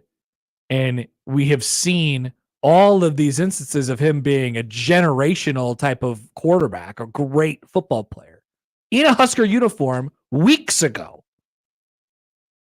Why isn't he doing it anymore? Why isn't he doing it anymore? Mm-hmm. And a lot of that is simple. A lot of that is the X's and O's stuff around him and the people not blocking for him or the people not getting open for him or, but as far as if we're looking at his performance, not the production, but his performance, is he good or is he not good? What's going on upstairs? You look at that guy and you say, that's a good football player. I can't take him off the field for a worse football player, for a not as good football player. That wouldn't make any sense. I wouldn't be doing my due diligence if I took the good player off the field for a worse football player. And so you're trying to find a way to get consistent. I'm telling you that this is the way. Now, Connor, you got to double down. It's hard to understand. I agree with you, but I am obligated to do but Indiana's jump started it instantly. UCLA's, that guy's only coached 8 games and he outcoached Matt Rule. Yeah. Connor, your thoughts? I have many, Josh. I think chiefly, if we're talking about specifically the problems that Matt Rule has run into here at Nebraska, it is that they are vastly different places. They're vastly different places. Interesting. And you might say, well, yeah, they're different. Nebraska has all of the resources, and Nebraska has all of the sleep pods and the iPads and the showers and the nutrition and the strength and conditioning. And yes, I think sometimes a lot of that is a detriment. Honestly. I think Nebraska I think there's been I don't know if there's any on the team. I don't know how many. I'm not sure what it looks like on the team right now, but I think there's been some people before who have been in Nebraska who know that if they don't play well, they get a pretty sick deal. Yeah. Yeah. And so there's an entitlement that comes along with that. Indiana's just not, it's not that way. And you get to build it and, you're Indiana, you can build it however you want. There's no pushback on anybody. If you're the coach and you walk into a place where nobody's ever had success and you know how your plan is going to be and you know what you need to do to have success, you get to tell everyone around you what you have to do. Everyone. And nobody gets to say boo. Because they'll try anything. They'll do anything Admit it to yourself. You won't. You want it to look a certain way. You want the coach to say this. You want the coach to do that. You want him to go visit Scotts Bluff. You want him to shake hands. You want him to kiss babies. The coach at Indiana doesn't have to do that. He gets to coach. He doesn't have a bunch of people going, let me see what my money's going You know, back when Tom towards." Osborne was here, he did it this way. That's what you should do. There's the burden of all that stuff here. I know it sounds like it's first world problems because Nebraska, the good stuff is so good. The support is incredible, right? The fans, you never say bad things about the fans because the support is so awesome. But it's a reality of it. And so I think that exists here. And the mental stuff that is going on with the players of the program right now absolutely is not a thing if the world. We talk about this team for 12 hours on this radio station, 50 miles away every day, and people have gobbled it up for 25 years. One team. They've sucked for almost all of it. Oh my God, they have. Where else in the world does that happen? Nowhere. It doesn't exist. It doesn't exist. Surely there's got to be one spot. If the Yankees got bad for 30 years, people would just be a Mets fan in New York. But that wouldn't happen. You know? Got to be one spot, right? It's very unique, Josh. Miami? Very there's unique. stuff to do in Miami. They don't care if the football team. No, they don't give a rip. Ah, They just leave. I'll find one. Don't And worry. if they decide they want to be good, there's a guy who's really rich and he comes along and he donates $1 billion to the program and they get good again. I'll find one before the show. I'm sure you will, Josh. Don't Keep worry. looking. Don't worry. Allan Bell joins us next on 1620 The Zone.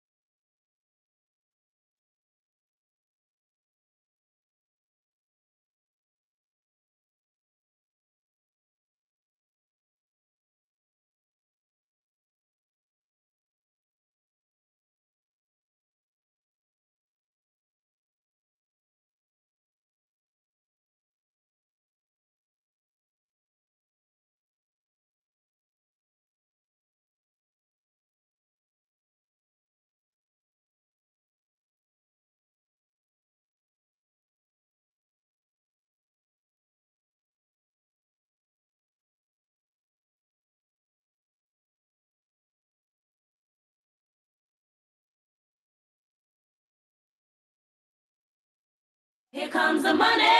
Here we go. Money talk. Here comes the money.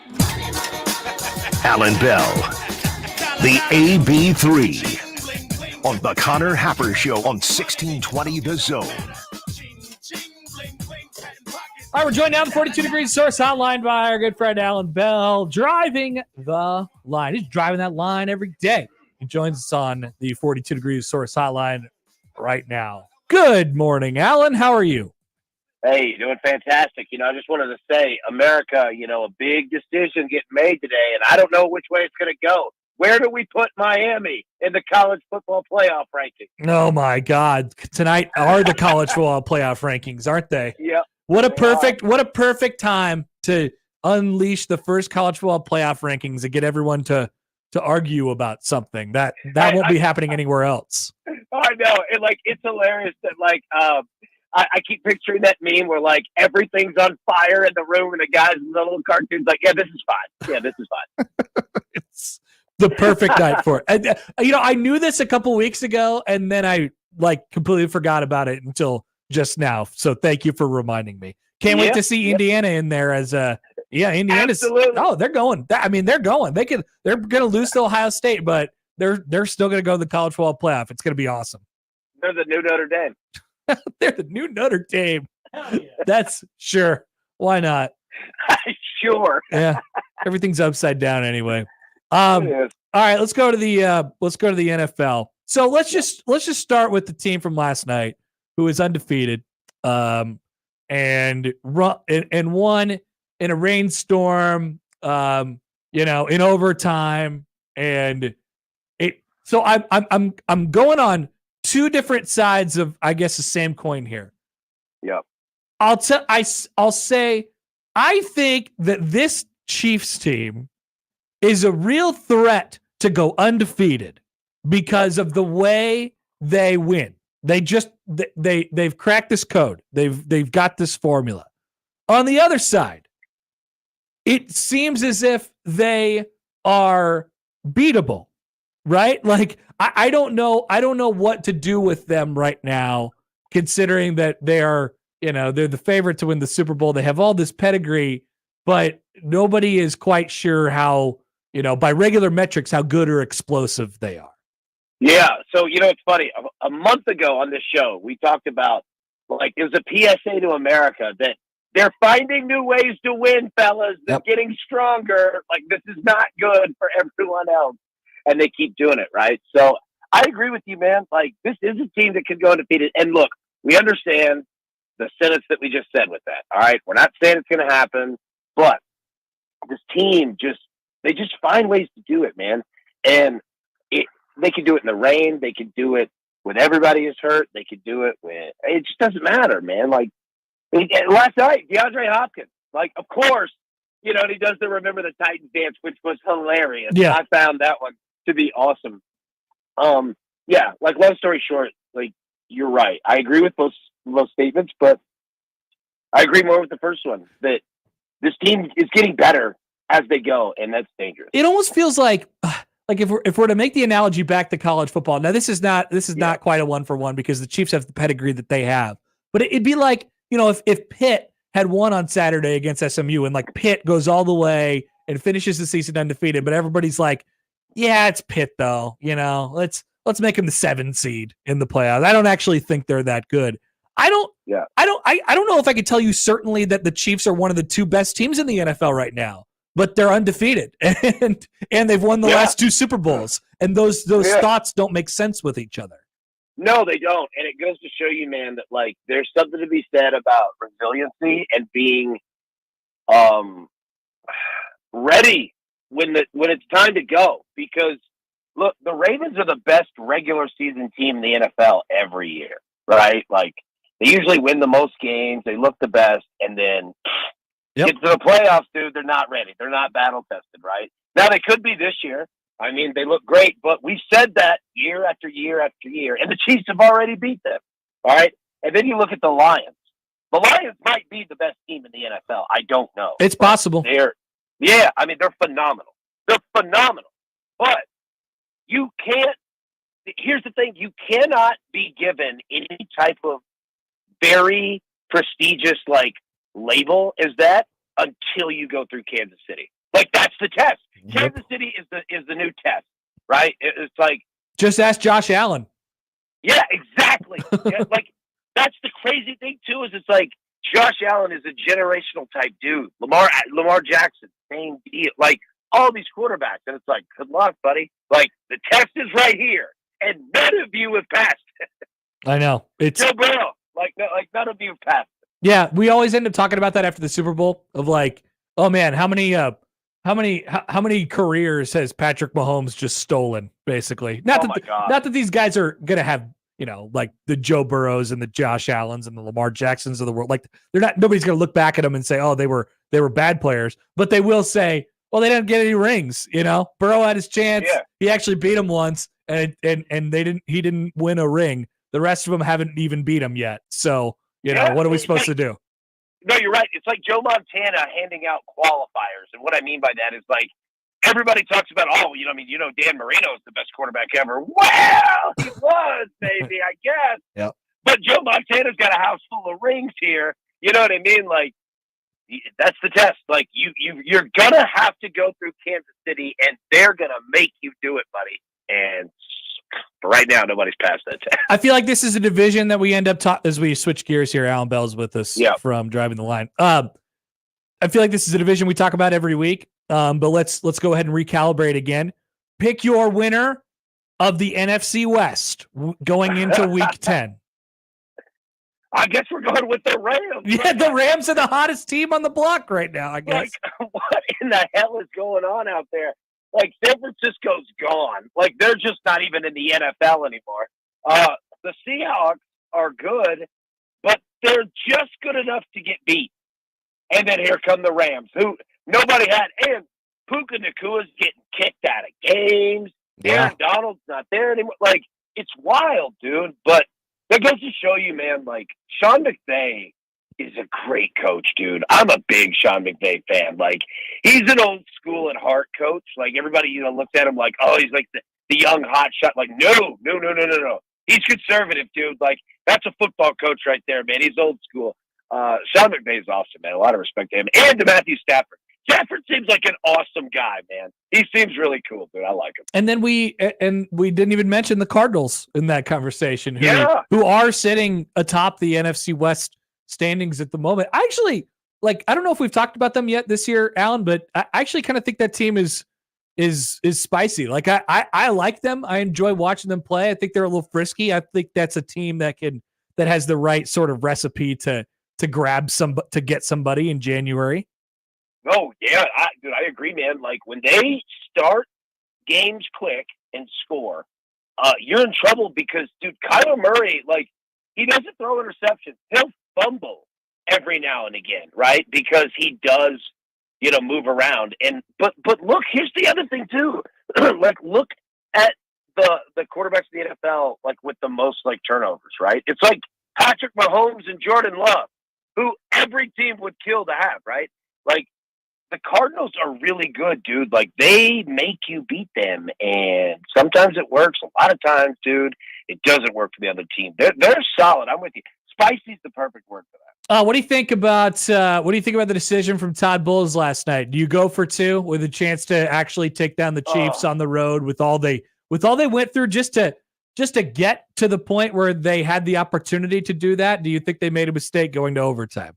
Man, okay, so look, I throw it back to you and to your awesome audience, because like me and my dad were talking about this last night, because it sounds great. On the road, go for 2, go for the win, get out of there, steal it, right? Like, it sounds great until you don't get it, and then you're like, what did we just do? Like, we just threw the game away, right? Like, it's the ultimate coin flip decision. I say no. I say go to the overtime, but anybody who would say go for 2 and go for the win, I would never argue that with you ever. Like, I would say, okay, like, you make the call. If you want to do that, I'm in, all in, and you would never hear me complain about it.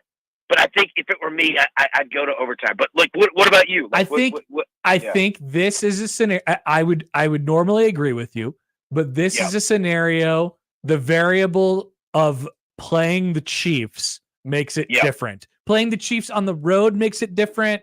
Playing the Chiefs in a rainstorm makes it different. Like all of this, all this stuff. I just feel like I want to end it here. Like it's either going to be good or it's going to be bad. We're going through hell right now. All of our wide receivers are down. Like it has, because what happens. Like we go to overtime, the coin toss, we lose the coin toss, Mahomes gets it, the game's over. That happens 100% of the time. You know what? You're right. Okay, like that's the qualifying line right there. It's like you're going through the diagram of like, yes, no, do we do this? Is it the Chiefs? Yeah. Okay. Yeah, we're going for 2. You're exactly right. Yeah. You're 100% right. Because if it's anybody else, it's like, okay, we made it this far. Like, we're actually playing better than them. No. It's the Chiefs. Like, if we lose that coin toss, that ball ain't coming back. You know what I mean? Like, I agree with you 1,000%.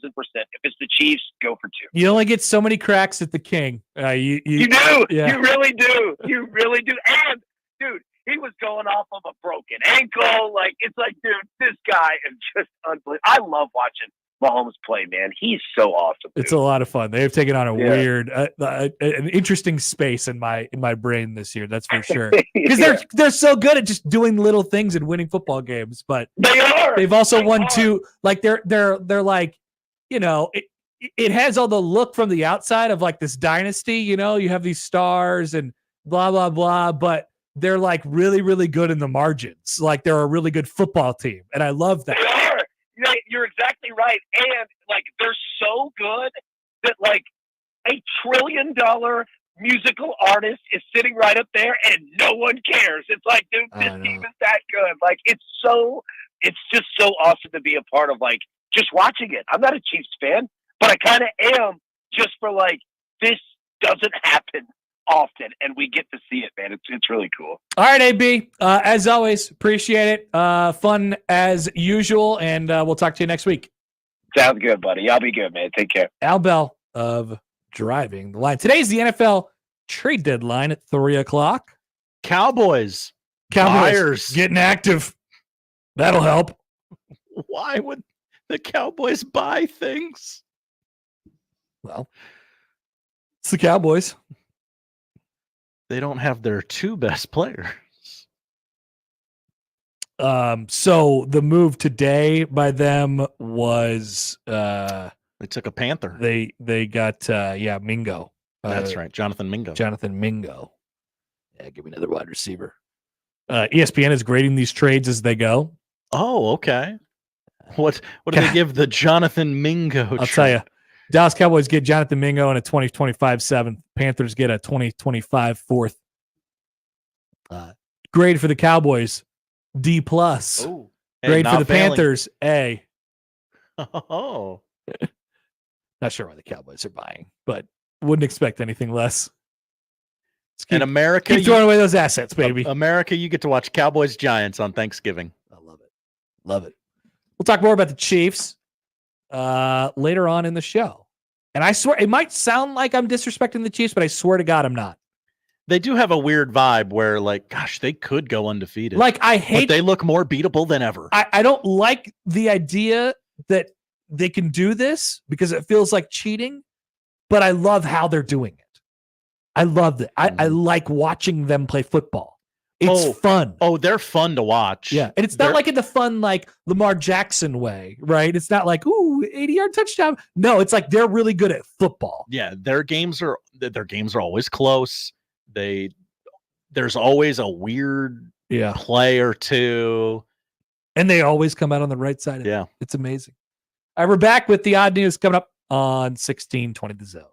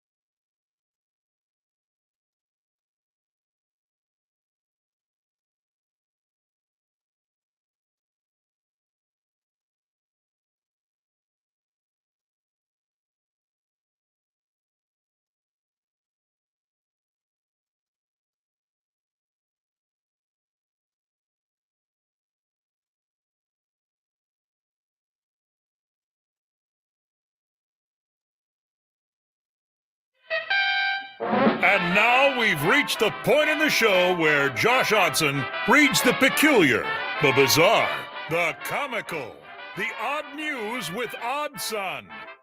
Odd news, Odd Son. See what we did there? The odd news with Odson.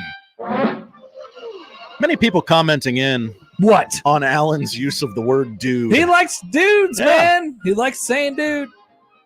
I love that guy. Did we announce today our 4-quarter pick'em winner yet? Or the morning show was supposed to. Okay, so you mean if they didn't, I'm free to say it? I believe so, yes. Platcat won.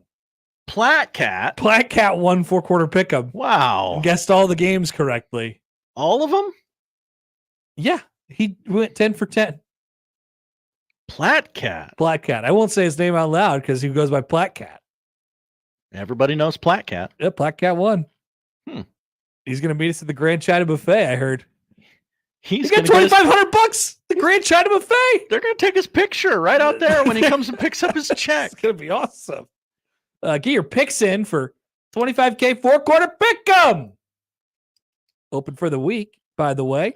You could be like Platcat and win $2,500 this week. I think there's only one more week left, Josh. This week and next week. Holy shnikes. Mm-hmm.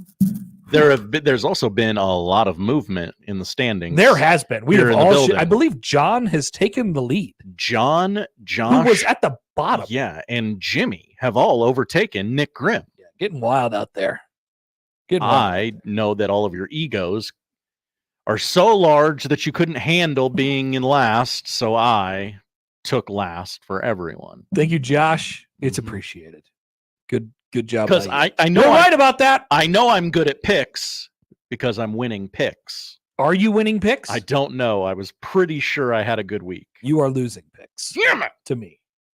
My ego will not let this stand. You have a real tongue twister on your hands, Josh. All right, let's do the odd news quick. Odd news. We begin with Election Day. Ever heard of it? The first in-person We were votes. watching C-SPAN earlier, but it was too boring with the sound off. The sound on would have helped. First in-person votes took place in New Hampshire early Tuesday morning as an annual, quad annual, whatever they call it, tradition of the residents of Dixville Notch.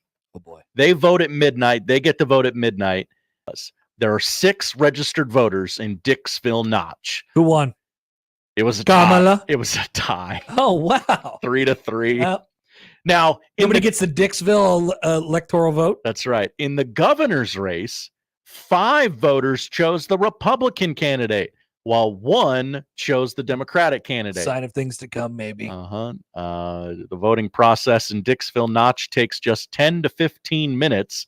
The tradition dates back 65 years. Well, it doesn't take more than 10 to 15 minutes in Omaha either. But the whole town. It's over. Oh, okay. All right. Yeah, that one takes a little longer. The tradition dates back 65 years, with the first documented instance occurring in Millsfield during the 1936 general election.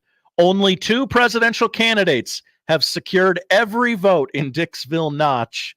Those are Richard Nixon in 1960 and Joe Biden in 2020. Wow. Wow. What a weird town. Wow. Weird town, man. Yeah, interesting. Interesting. Have you been following the saga of Peanut the squirrel on the internet? Okay. This week? So I've heard about this. Okay. I just learned about it today, and I've learned a lot. It's gotten weirdly political, right? Yes. Okay. It has. That's all I know.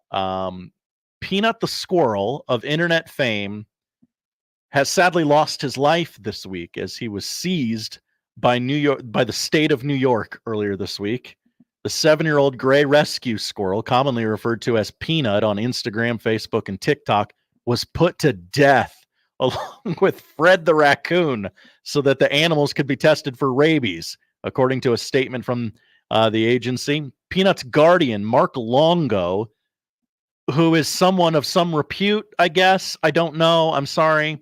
Took to Instagram to memorialize his beloved pet in a video. Through tears, Longo, with his girlfriend at his side, said, Peanut was the best thing that ever happened to us. Okay, so I thought that part was a bit. It's not. It appears not. Holy God. The state. What? Who? Why did the squirrel get sentenced to death again? The state claims that Peanut, who was notably docile and friendly over the course of his very public-facing life, bit an investigator on the hand while being confiscated. Look at what they're doing to our squirrels. Why was he being confiscated, though? I don't know. Oh, that's right. You're not allowed to have a squirrel as a pet, so they had to confiscate the pet and the raccoon, and that's when the animals, who were almost quite literally backed into a corner, attacked. Now, and then they sentenced it to death. Yes. Now that's how they check for rabies. Now, Mark Longo is death or exile. Is accusing the state death of by exile. Mark Longo is accusing the state of being out to get him or something because him and his girlfriend make videos that I bet they do. A certain type of person would love to watch, maybe in the privacy of their own bedroom or bathroom or wherever one watches such things. No word on the validity of those claims. I'm guessing not much. You don't think those claims have validity? I bet they do. I don't know, but I bet they have validity. Okay. I don't know. It seems like a weird. Hey, that guy's making. I don't think that guy's making pornos in his basement. Let's take his squirrel. No. Don't misunderstand what I'm saying. I don't think that's why they took the squirrel and killed it. I think the claims of them making videos is probably true. Oh yeah, that has to be true. Nobody works anymore. That's right.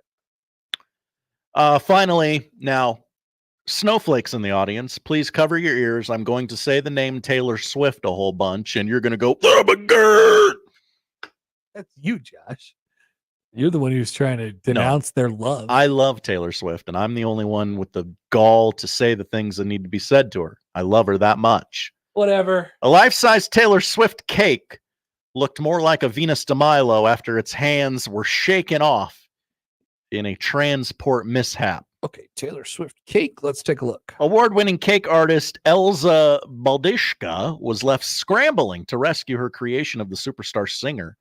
The cake was being transported from Bulgarian-born Elza's home in Windsor, England, to Cake International, where it was damaged. Both hands disintegrated, while cracks in the icing appeared on the shoulders and on the singer's trademark blonde locks.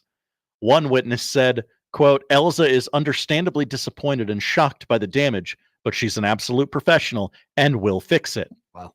Quote, it's a bit of a race against time before the exhibition opens, but everyone is sure Taylor Swift will star in this year's show. There's no doubt about that. Elza spent more than 100 hours creating a life-size Taylor Swift cake, which wore an iconic blue and white sequin dress. Wow, you got that up there really quick. Look at that.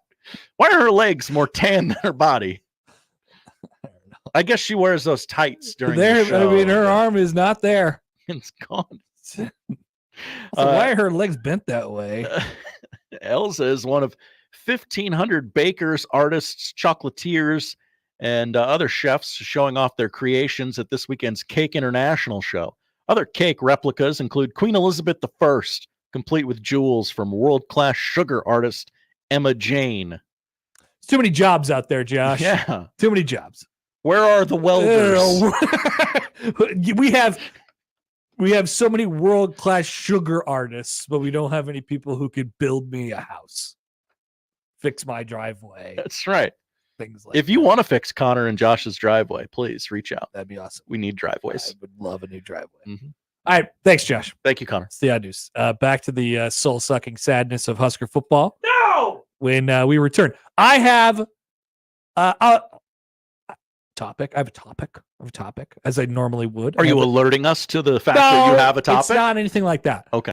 I just want to tell you about the high-stakes game that Nebraska is playing right now, involving its quarterback. I'll explain after this on 1620 The Zone.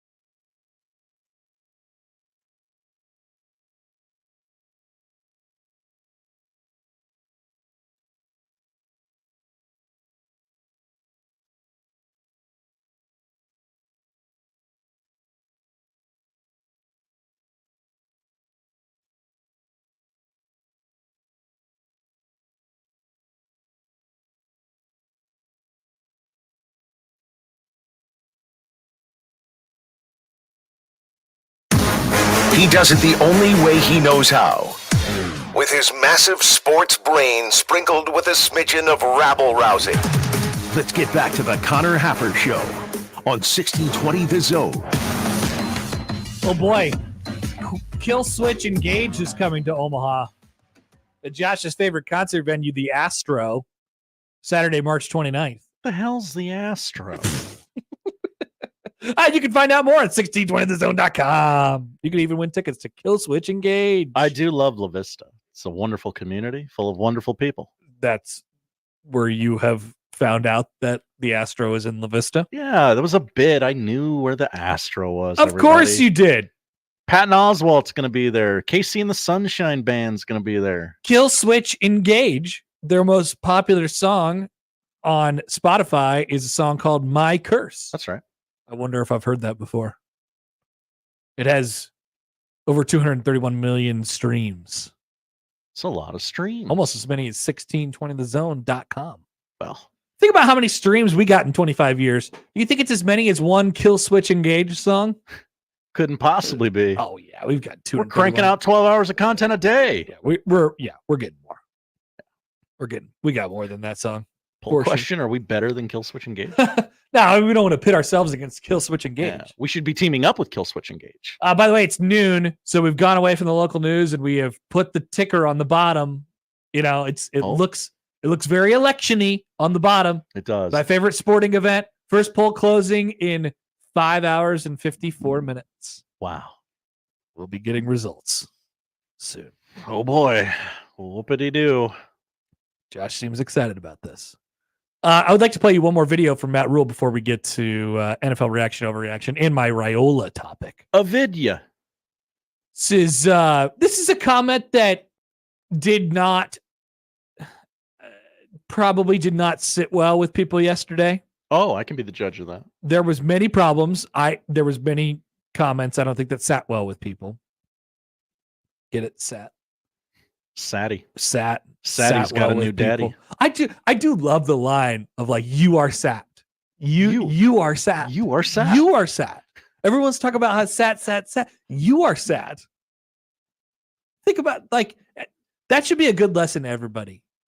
Take some personal responsibility. What's my role in this? How do I get better? I love personal responsibility. You look like a guy who does. All right. So here's another quote from Rule yesterday. We'll see how this sits with you, Josh Hodson. Here is Matt Rule yesterday afternoon. We have some people who we hire as consultants that do like advanced stuff for us each week. So, we'll talk to them Zoom wise, but I think coming in the building this week is good. I think, at the end of the day, everybody needs to feel this right now. Everyone needs to feel like, everyone needs to feel what I feel. Everyone needs to feel a little bit like, hey, we need to get this thing going, right? There's a certain expectation, that you have to have when you're a Nebraska Cornhusker not to play championship football, and it's just not a sometime thing. And so, I think bringing people in, I told them if there's a young player that can help us, the red shirts are all off. We'll put them out there, like whatever it takes. Everyone needs to feel what I feel. I'm not the dog who urinated on the carpet. You don't have to rub my nose in it. I've been sitting in it for 20 years, Matt Rule. I've been hardened by the gulag. Okay, so he's not talking to you. Oh, okay. He's talking to his players. Oh, okay. Yeah. They need to look at what you've done. They literally look at it. Rub their nose in it. Look at it. I that probably didn't sit well with people yesterday. But I would imagine nothing sat well with people yesterday. Nah. And it's just one of those things where you sort of have to weather the storm a little bit. I look forward to the changes and the things that they will do, because there will be changes. Things will look a little bit different when Nebraska plays USC next Saturday. Kind of look a lot different at 3:00, right? Is that what what I saw yesterday? 3:00, Big Fox. So I missed the whole game time thing. Yeah. Look at that. So who got the garbage West Coast 10 p.m. slot? Nobody in the Big Ten anyway. No. Nebraska and USC on Fox. They didn't even get big noon kickoff that week. Who didn't? The Big Ten. Yeah, they do. They do? Oh, no, they don't. Yeah. Wow, look at that. The Ohio State Northwestern game is on BTN. Yeah.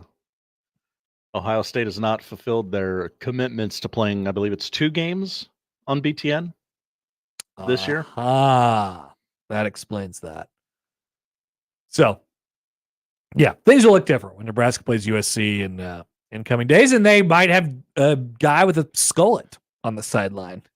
That'd be sick. Just getting after it. Yeah, we'll see. We'll see what Dana Holgorsen's role is by the time that happens, or how involved he is with the program at that point in time. So, the high stakes game of Dylan Raiola. We always talk about Dylan Raiola in one way. Our baby boy? That's right, Josh. That's exactly right. Our sweet, sweet boy, the Dylan who spits hot fire. Dylan, because I spit hot fire. That guy. Right? Especially before the season. Maybe if we could take you back. You get out of all the muck that you're in right now. We always talked about what happens to the program and to the person when Dylan plays well. Right? Nebraska wins. As far as what that means for the program, right? Nebraska wins. Not only does Nebraska win on the field, but Nebraska wins in recruiting because people want to play with Dylan Raiola and people want to come to Nebraska. The next guy after Dylan Raiola wants to be the next Dylan Raiola. You could sell that you develop quarterbacks and you do this, and this is a place where you could come and have success. Right? That's not that far away from any other recruiting pitch that you could give a guy. But with a 5-star quarterback, it means more because then other 5-star quarterbacks down the line look at that and say, I want to be that guy. That's the path that I'm on right now. I want to continue on that path. Nebraska is a viable option for me to go play football. We always talk about it that way. Can you confirm this, Josh? Is this was a thought process? I can confirm. Okay. All right, that's the way it is. What happens when he's not playing very well and they don't win? That's the obvious answer, right? 60 minutes. Yeah, right. That's the obvious answer. You're fired, probably, right? But the why you get fired is maybe even more damning than it's just over, right? Because think about it. You brought in Dylan Raiola, unimpeachable talent, 5-star quarterback, not necessarily with the idea that he's going to be the savior of the program, but that he would help patch up some of the warts that have been affecting Nebraska football for the last however many years. The roster is in good enough position. We've always thought the roster was in good enough position. If Nebraska adds the variable of good quarterback play, we talked about it all offseason. If Nebraska adds the variable of good quarterback play to above average, to maybe great quarterback play, what would that mean for the program? Right? If it doesn't work out that way, and instead he, as it currently looks, is getting sucked into the snake pit, into the quicksand of poisonous Nebraska football.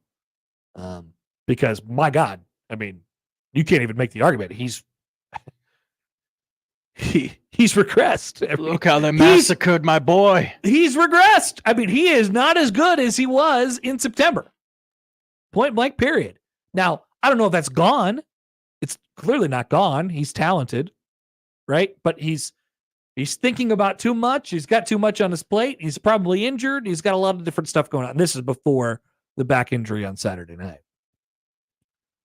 So why does it look worse on the other side if it doesn't work out? Because you took this guy who was unquestionably talented, and according to most, he's ahead of schedule, and turned it into a pile of mush.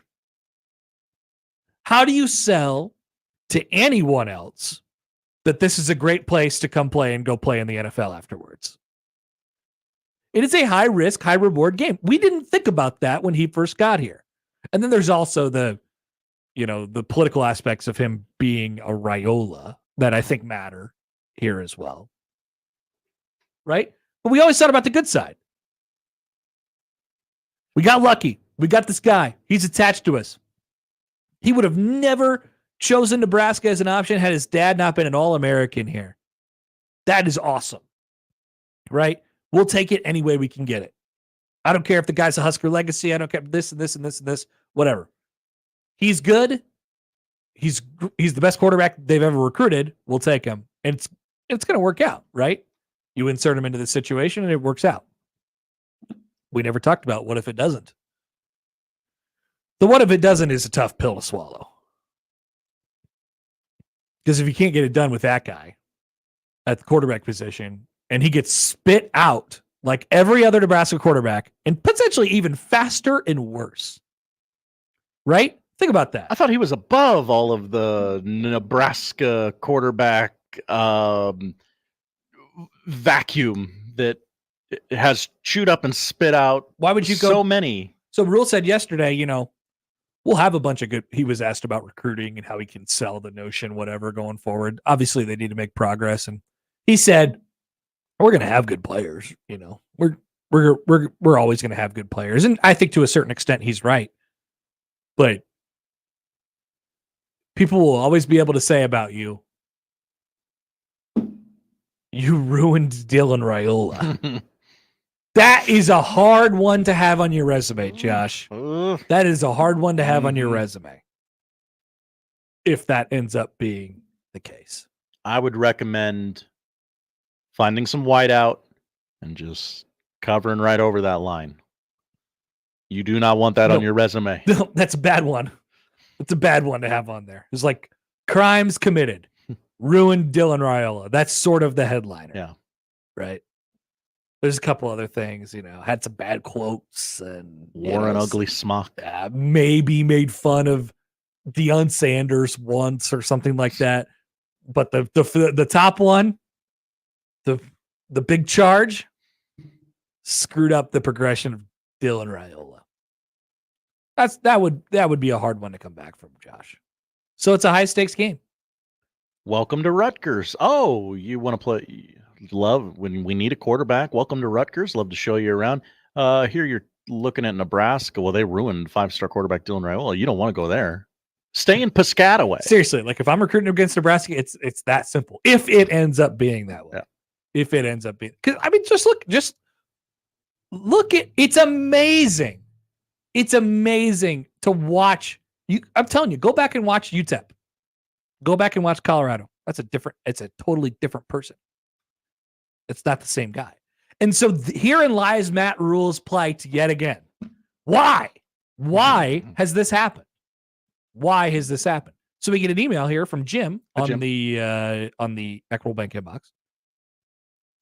Jim says, what if we're overthinking? He didn't say this. What if we're overthinking it? But the question he did ask is, what if he's not that good?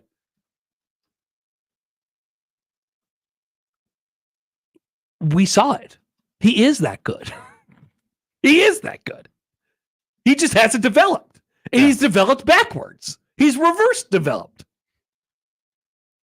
He is that good. And it was the Nebraska coaching. It is the Nebraska coaching staff's responsibility to take a good player and get the best out of him and make him better in the process. There is no what if he was that good. He is that good. He is that good. I believe that. Anyway. And I don't think that fact is really all that disputable because we've seen it. We've seen how good he is. We've seen how good he is. It's just the other stuff that is, sort of ruined it. It's not over. Like as we say this with such, in such a definitive nature right now, and I don't mean for it to be that way, but it's devolved. Completely since then. All right, want to hear from you guys? 402-951-1620 on the 42 Degrees The Source hotline. Jeff writes in. He says they gave him too much of the offense, need to simplify, give him 1 or 2 reads, and then get him confident. I agree. I agree. Yeah. I think you have a rhythm quarterback, clearly talented. Makes some of the Early in the year, he's making some of the better throws that I've seen a Nebraska quarterback make, right?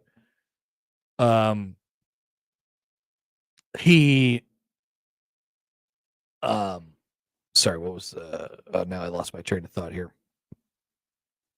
About giving him too much of the offense. I apologize. He's a rhythm guy, right? So get him some stuff going early. I think if they could have that part of his development back, what he said at the beginning, what they said at the beginning of the year, which was, we're just going to throw everything at him, and he'll be a better player for this at the end. He won't be a better player, and Rule was still true to that statement yesterday, right? It's like, he's gonna be a special player at the end of this entire thing. Not if he loses confidence and doesn't get it back. he looks like a player and a person who's not very confident right now.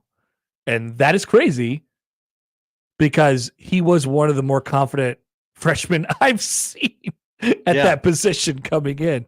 He didn't even have to say anything, and the team was his. Remember? Arm slot all the time. Yeah, he took over from a leadership perspective, like right away. He had a voice, He was ahead of everyone. He was. Well, that was maybe a mistake to say in hindsight as well. Because that has set a lot of the pathway for the way we have these conversations now. Yeah.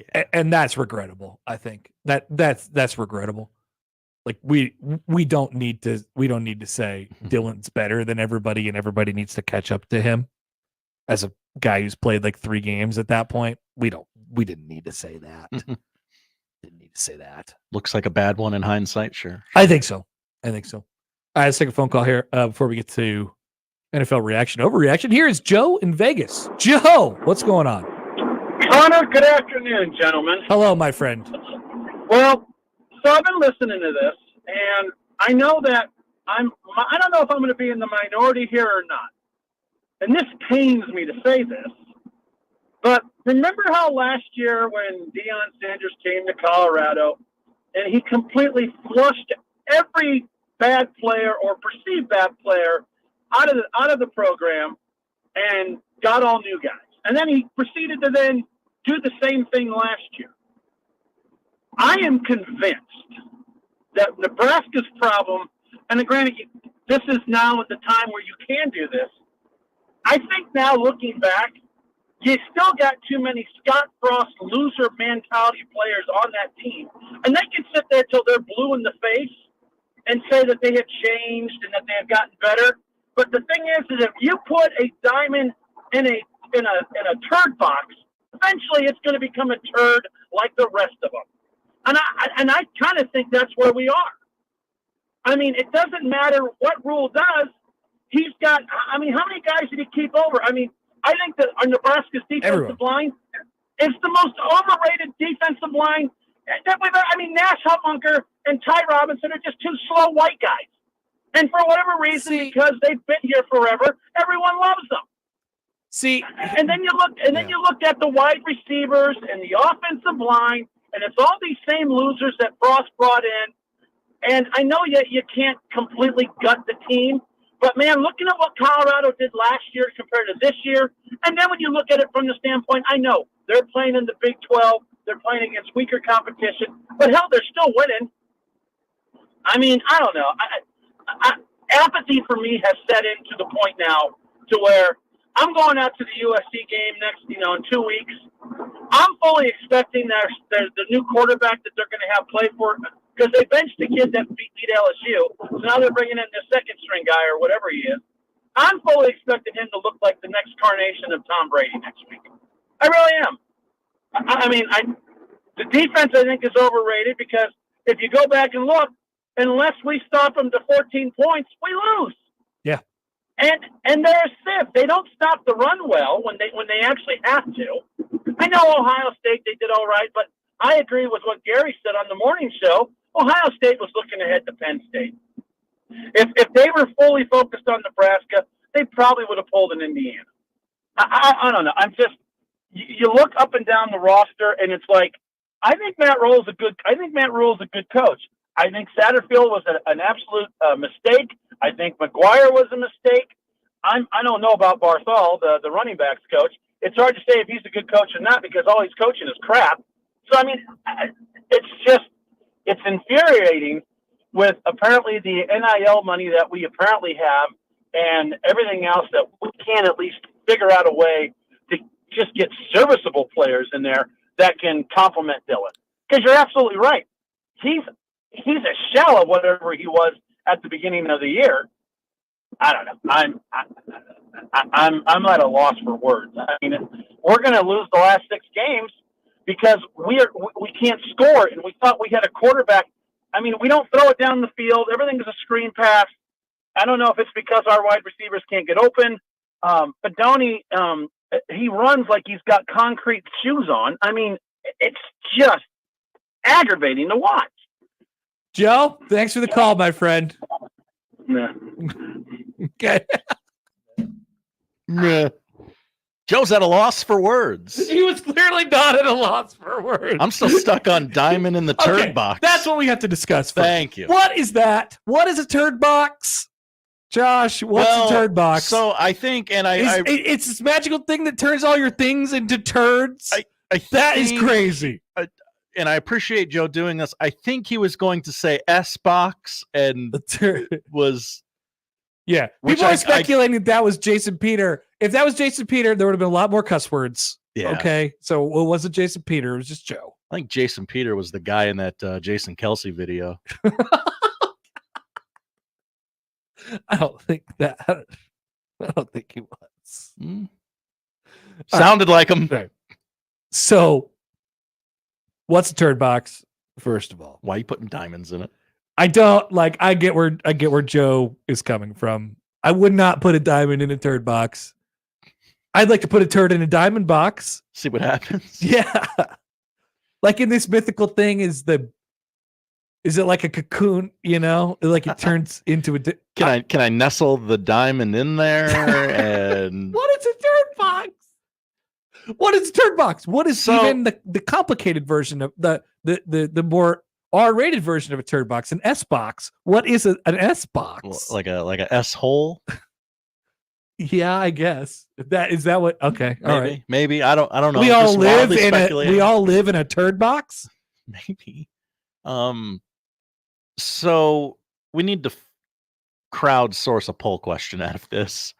Yeah, go ahead. Do you put your diamonds in a turd box? If you put a diamond in a turd box, does it become a turd? Does it turn into a turd? Yeah, that's probably the one. Okay. If you put your diamond into a turd box, does it become a turd? Okay. All right, that's good. The other thing, I don't misunderstand what I was saying earlier. I don't think that Ty Robinson and Nash Hutmaker and Isaac Gifford and John Bullock, I would keep him separate. I don't think that those guys are bad football players. I don't think that they are bad football players. In fact, I think that they are good football players. They just don't play well enough. And I know that sounds stupid. And if a coach said that, you would just jump him. You would just be like, well, whose fault? Blah, blah, blah, blah, blah. You know, it would be really bad. It would be really bad for me if I was a coach and I said that. But do you understand what I'm saying? Do you understand there's another variable there at play with those guys that doesn't allow them to play to their capabilities all the time. So I don't get it. But those guys are good football players. I think that. And that's why they keep playing. That's why they keep playing.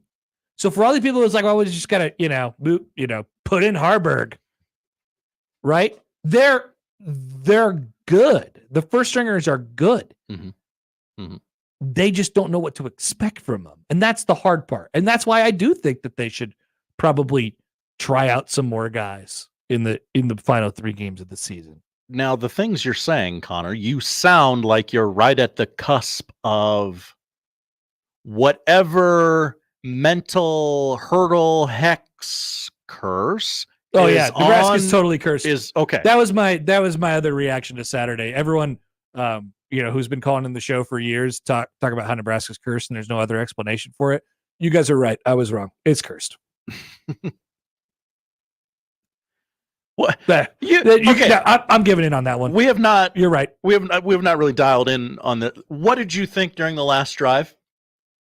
What do you mean? I think during the last drive? Did you think? No! Oh, God, no! No! Okay. No! No, I knew halfway through the third quarter, Nebraska's down by 3 touchdowns. Here's what's going to happen. They're going to come back in this game. They're going to get to the point where they're a touchdown down. They're going to get the ball, and they're not going to score. Boom! Back-breaking interception. I was standing 13 feet away for when they threw it to Ja'Cory Barney, and the ball flies up into the air, and he kicks it to the other player. His knee hit the ball. Nebraska is cursed. Of course they're cursed. Miracles giveth and miracles taketh away. It's unbelievable.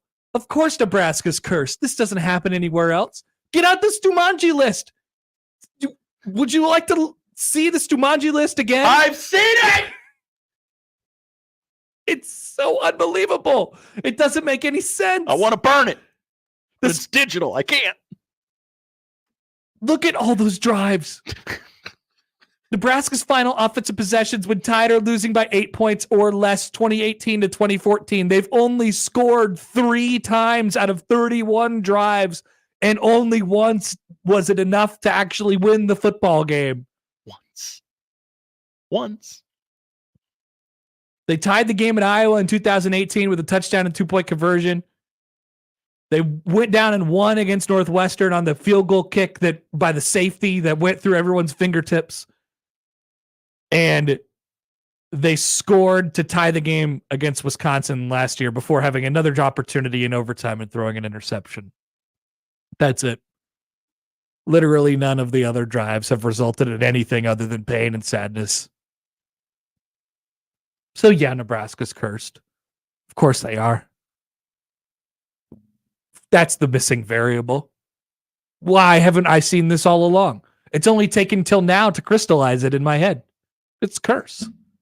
We were a little late to the party, but we're there with you. It's a curse. NFL reaction. It was talk about it at the NFL. I love the NFL. Next on 1620 The Zone.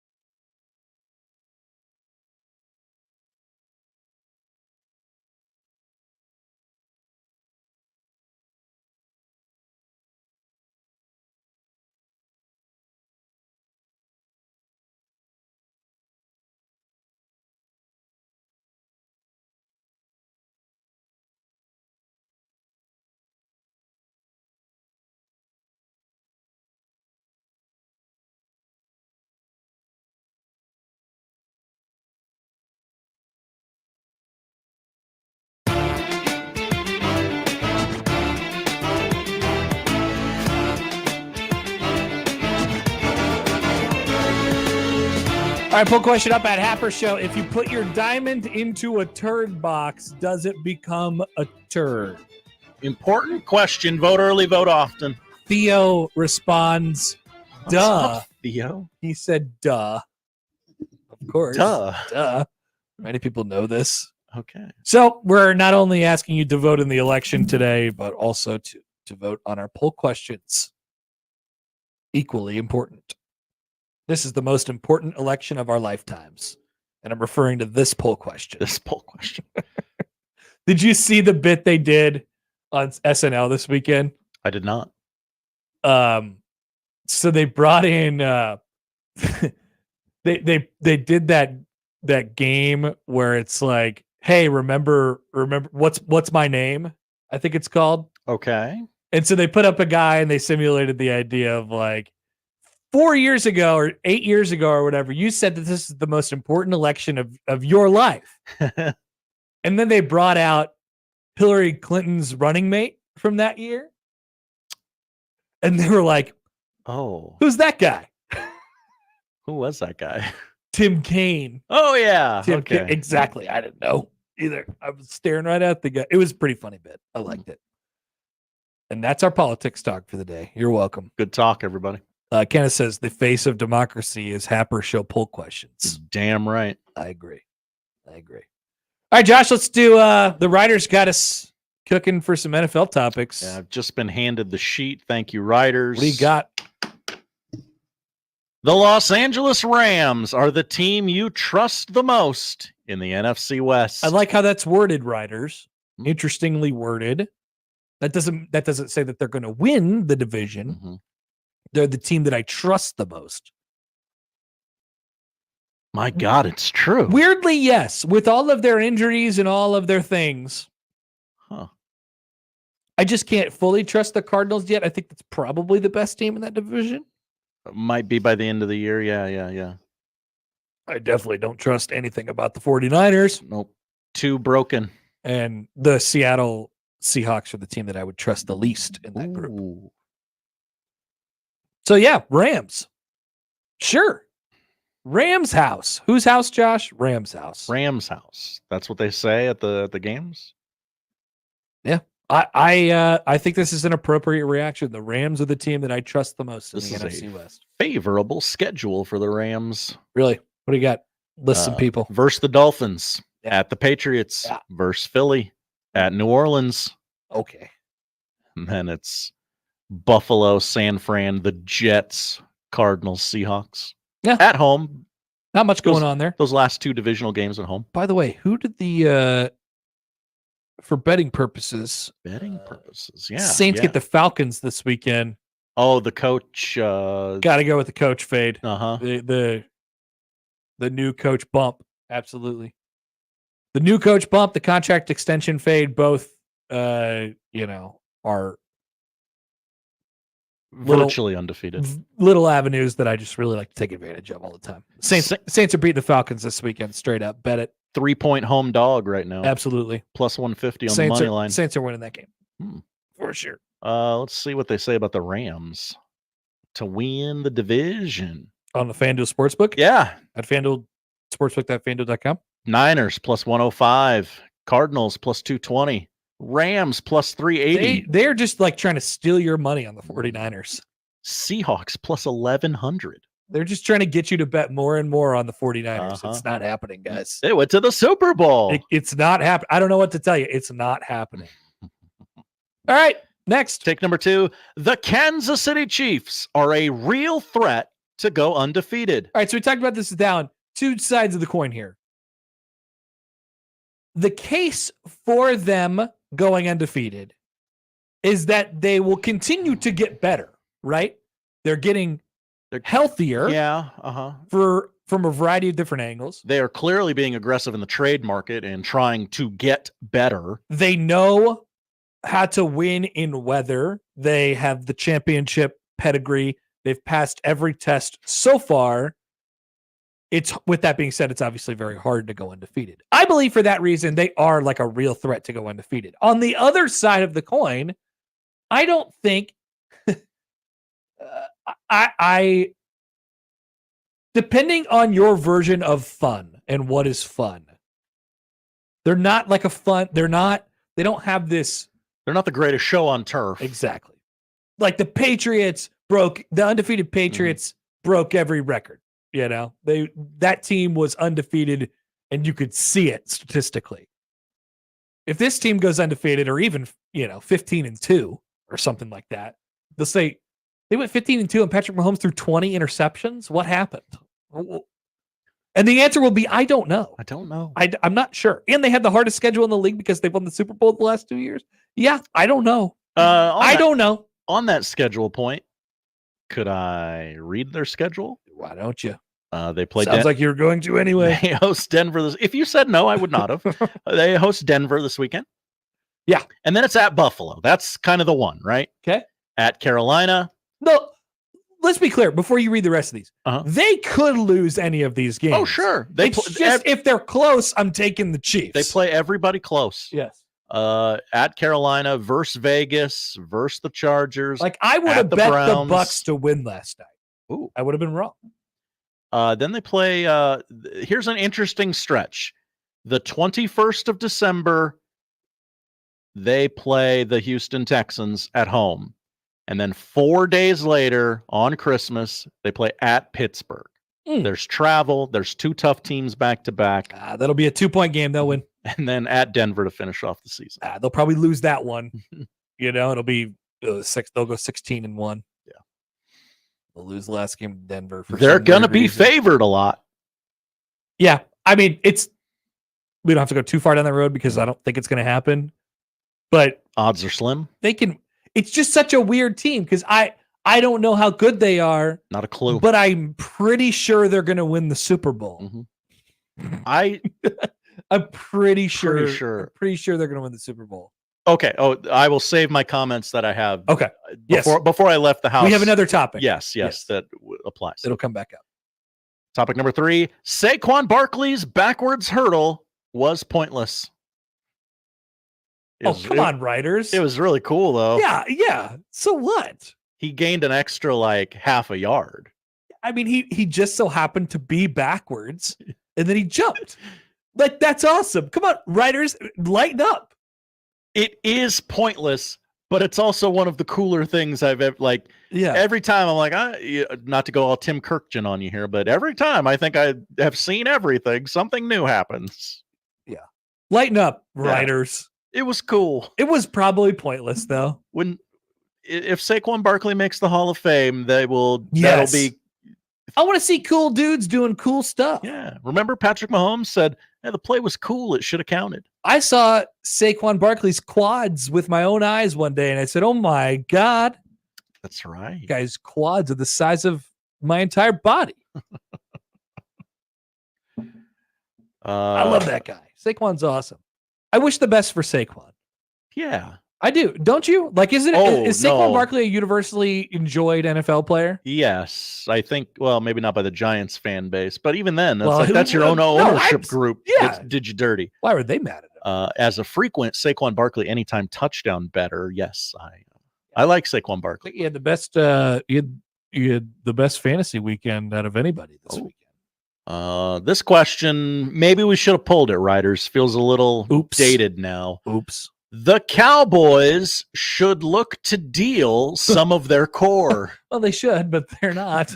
They will be trying to add to it. Awkward. Weird team. They're bad. I mean, they're bad. Their defense is horrendous. Real bad. So they'll prop that. Maybe a 7-11 or a 7-10 situation. Maybe a 6-11 situation. They're not gonna be good. No, they're not any good. Yeah, they're 3-5 now. Yeah. I don't know what Jared's doing. I got to show this fan base that I'm trying to win. Yeah, sure you do. And finally, Ravens Lions would be the best possible Super Bowl matchup. As much as I would love to see some, in order for this to happen, somebody would have to slay the Chiefs in the AFC Championship game, right? Slay the dragon. Yeah. And it would be the Ravens in this case. So that would be great theater in and of itself. These two teams are awesome, like bona fide awesome. I said this morning in my house, I said, boy, how like as we've seen some real bad Super Bowls.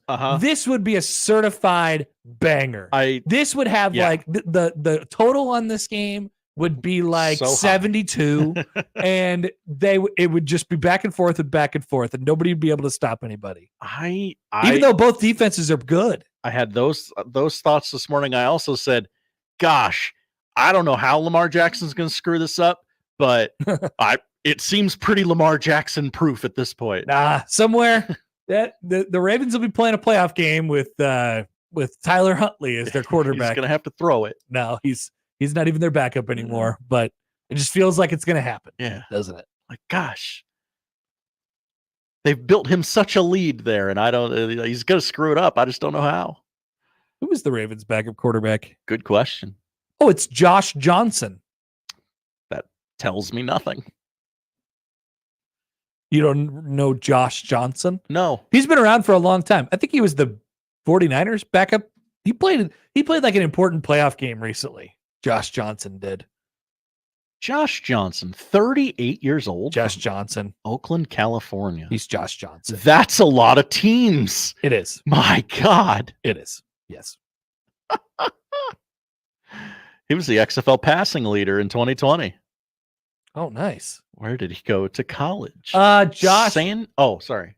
No, go ahead. San Diego. I wouldn't have got that. Erlon writes in on YouTube. Hi, Erlon. Can't stop thinking about how the turd box caller called Nash Hutmacher Nash Hatmunker. I can think about a lot of things that Joe in Vegas said that were all pretty good. Wait. What? Josh Johnson played on the Sacramento Mountain Lions towards the end of the he played against the Nighthawks? He did. I believe he was on with Denzel Washington's son. Nice. See, there you go. Josh Johnson. That's Lamar Jackson's backup right now. He'll be playing a playoff game this year. Interesting. Don't worry. All right, that's it for NFL Reaction Overreaction. Josh's bottom 5 NFL teams. Can I read a quick quote before we go to break? You can. Deion Sanders on Lubbock, Texas. Quote, oh boy. I heard they throw what? Tacos? Someone told him it was tortillas, to clarify, and he responded, he thought they were throwing tacos? Yes. He said, is that legal? Well, it'd be difficult. It'd be difficult, Coach Prime. I like this guy now. Yeah, I know. I hope they win. I hope he does a great job. I don't know. It'll be an interesting one this week against Texas Tech. They're hot right now. Tiny baby boy's dad. Josh, you got to tell us who stinks. Coming up on 1620 The Zone.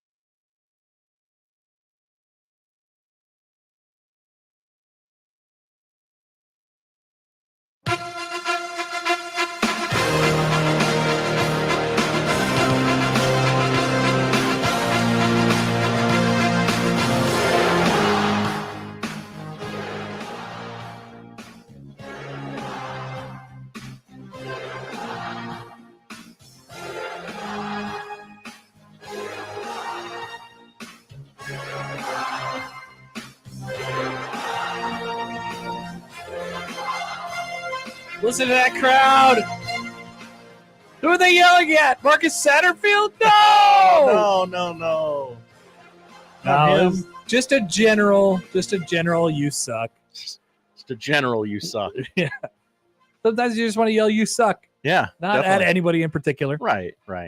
Connor, Josh. Two teams from last week have played their way out of the bottom 5. Can't wait to find out who. Yeah. Here, shall we begin? Let's do it. Okay. Well, we will begin at the top, number 5.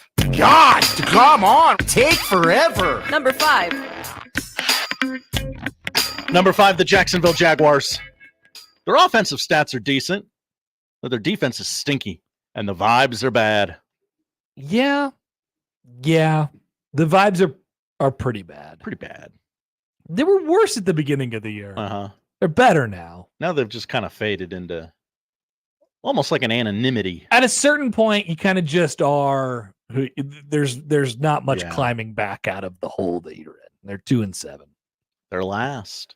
Every team on this list this week is 2-7, Connor. Josh, yeah.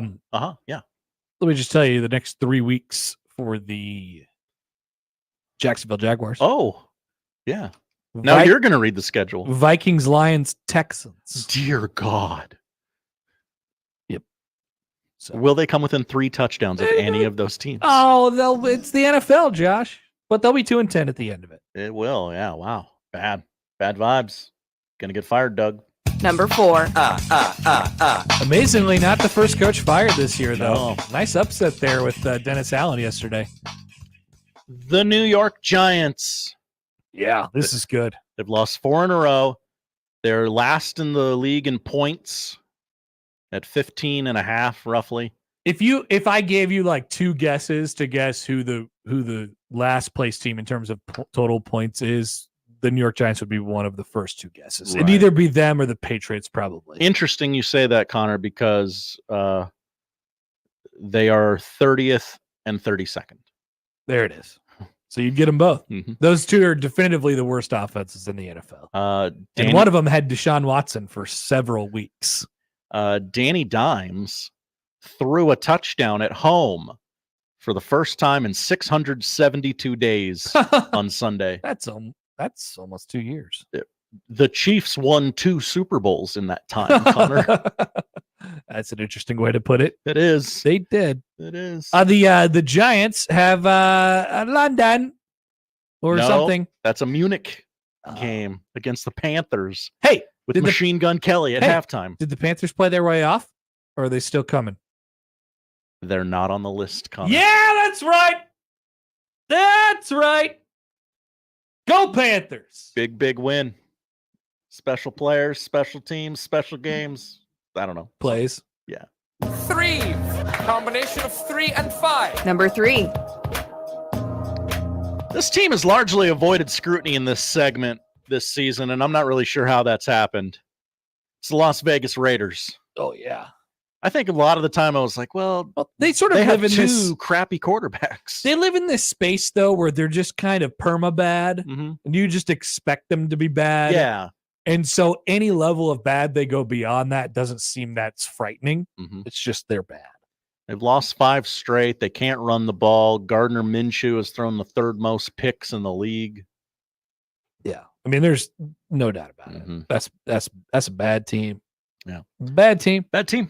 Bad team. Yeah. Number 2. Here comes 2. Number 2. It's America's team, the New England Patriots. They lost to last week's number 1, the Tennessee Titans. Yeah, they did. They're 32nd in the league in passing yards. That's last. They're 30th in points. Bad. They are many players away from being competitive. Yeah. This is what I almost feel bad about. Yeah, just they're a bad football team. We're not like laughing at Danny Dimes or No, they were built to be bad. Mm-hmm.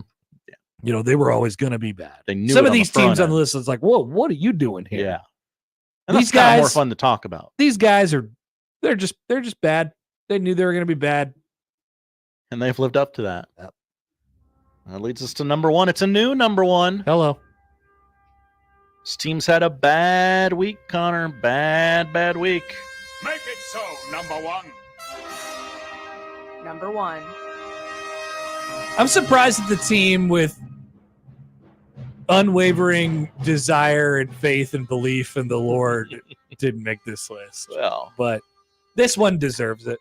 It's the New Orleans Saints. You fired your coach. You lost to the team that you can't lose to. You've lost 7 straight, longest Saints losing streak since 1999. One of the most atrocious defenses I've ever seen in the NFL. Yeah. Really, really, really bad. And this team started 2-0. That's right. Absolutely putting it on the Panthers and the Cowboys, which doesn't really stand up to the test of time, but they smoked those two. We were like, wow, what's going on?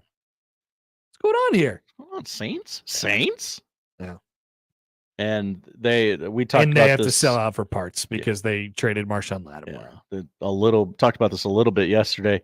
$81 million over the cap next year. So, oh yeah, they're in hell. They don't really have a lot of options. They're in a little stage we like to call the pre-build. Yeah. You just have to suck for a little while and eat it until you can actually begin this process, which will also be painful. Yes.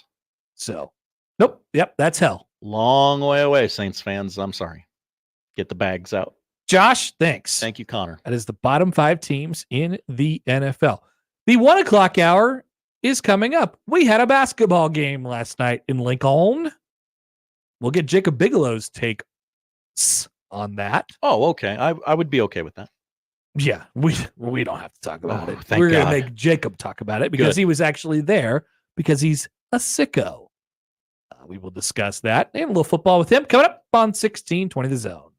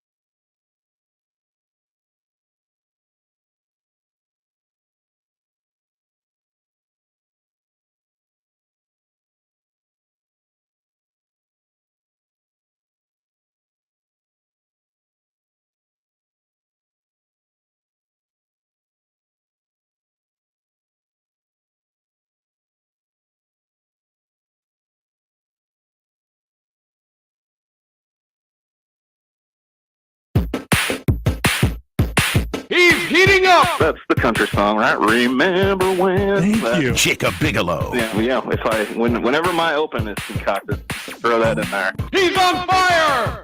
Jacob Bigelow, Huskers Illustrated, on the Connor Happer Show, on 1620, The Zone. Boom shakalaka. All right, I saw the 4-minute cut up of the highlights that Nebraska basketball tweeted out last night as they took down UTRGV 87-67. Nothing to be concerned about, right? It's a 20-point win over a bottom 30 KenPom team in the country. 20-point win. Josh, you just take it. It's a quad 4 win, and you move on to the next one. Right? Or is there concern? Get your concern sign out, John. I don't know where it Josh. is. I lost it. That's okay. It's over there. Yeah, it is. Let's find out with Jacob Bigelow of Huskers Illustrated. The Stretch Big Pod joins us now on the 42 Degrees of Source hotline. Jacob, good afternoon, my friend. How are you? I am doing well, Hap and Josh. How are y'all doing? Great. How was the basketball last night? It was, as Tim Miles once said, it was a game that resembled basketball on occasion. Did you enjoy the new quirks to Pinnacle Bank Arena? All of the new things to see? I like the video, the new scoreboards in the corner.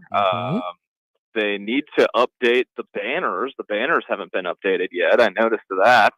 They got to throw a couple NCAA tournament appearances for both programs last year. Yeah, maybe they'll do a ceremony on that or something. I'm not sure. Yeah, or they'll just add it and not tell anybody, and people will notice. One of the two. But I noticed that. I like the little scoreboards in the corner. I like the marquee sign in the hallway by the locker rooms. There's all sorts of new stuff. I liked it. I liked most so of what I saw. the fans won't really ever see this unless the media takes a picture of it or something. But Josh, right by the locker room, at each of the men's and the women's locker rooms, they're right next to each other. There's a big marquee, like almost a movie theater style sign that kind of lights up, and it says welcome. I think it says welcome to Lincoln, right, Bigelow, or something like that. Welcome to the Star City. That is. I think it says welcome to Lincoln. They can edit the marquee to say whatever they would like it to. There you go. Okay, that's another great quirk of Pinnacle Bank Arena that is coming to focus this year. We also have a new look basketball team. So let's just start with the result. How do we read into the fact that it was a pretty competitive game pretty late for Nebraska basketball last night?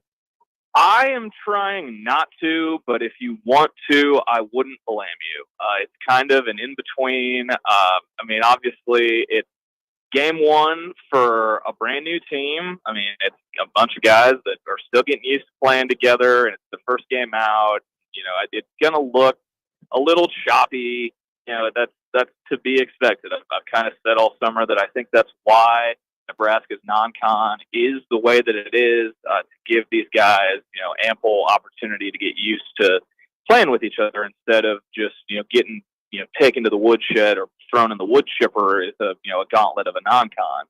And I think, Fred Hoiberg has talked a lot, he talked a lot in the lead up to the season about, a lot will be made about who starts the game, but it's really going to be about who finishes the game. And last night, Bryce Williams dealing with cramps. He's got 27 points. He's been doing his thing all night. And the finishing group on the floor slammed the door. And that was, in part thanks to 7-0 run from Connor Artesian. And, and they slammed the door. They did what they needed to do. Obviously, it didn't, for those of us that were there, it didn't feel like we watched a 20-point win. But, I don't think, if this team's where they want to be in February or March, and you're talking team sheets and projections, a 20-point win's a 20-point win. They're not going to be looking at the first half box score or what the score was at the under 12 timeout. What do you think? So now more into the granular, into the little itsy bitsy parts of Nebraska basketball. What do you think they want to be? What describe an archetype for me of a team that you feel like they are capable of being and that they maybe want to be with their personnel the way it looks. Iowa. Interesting. And that is kind of the first comp that has come to my mind. I think they have enough pace to be that, though. I don't think they'll go fast enough. They want to, but do they? That's kind of one of the big overarching questions. I think they don't. Yeah, the pace is definitely a question. It's right up there with the 3-point shooting and defense. All of my big overarching questions for this team this season showed themselves last night. But I think more so where the Iowa comp for me comes from is not from pace and space. It's I think I think they would. I mean, it's kind of a weird because I think Iowa, and then this is going to make people's skin crawl. I kind of think Wisconsin. Like, there's parts of it like. Oh, like okay. Hey, I like that one. I like that one better. Yeah. Yeah, like there's parts. Like it's a melting pot of the two. Because when you think Fred Hoiberg and Fred Hoiberg basketball, you have to think pace, space, 5 out, guys who can shoot.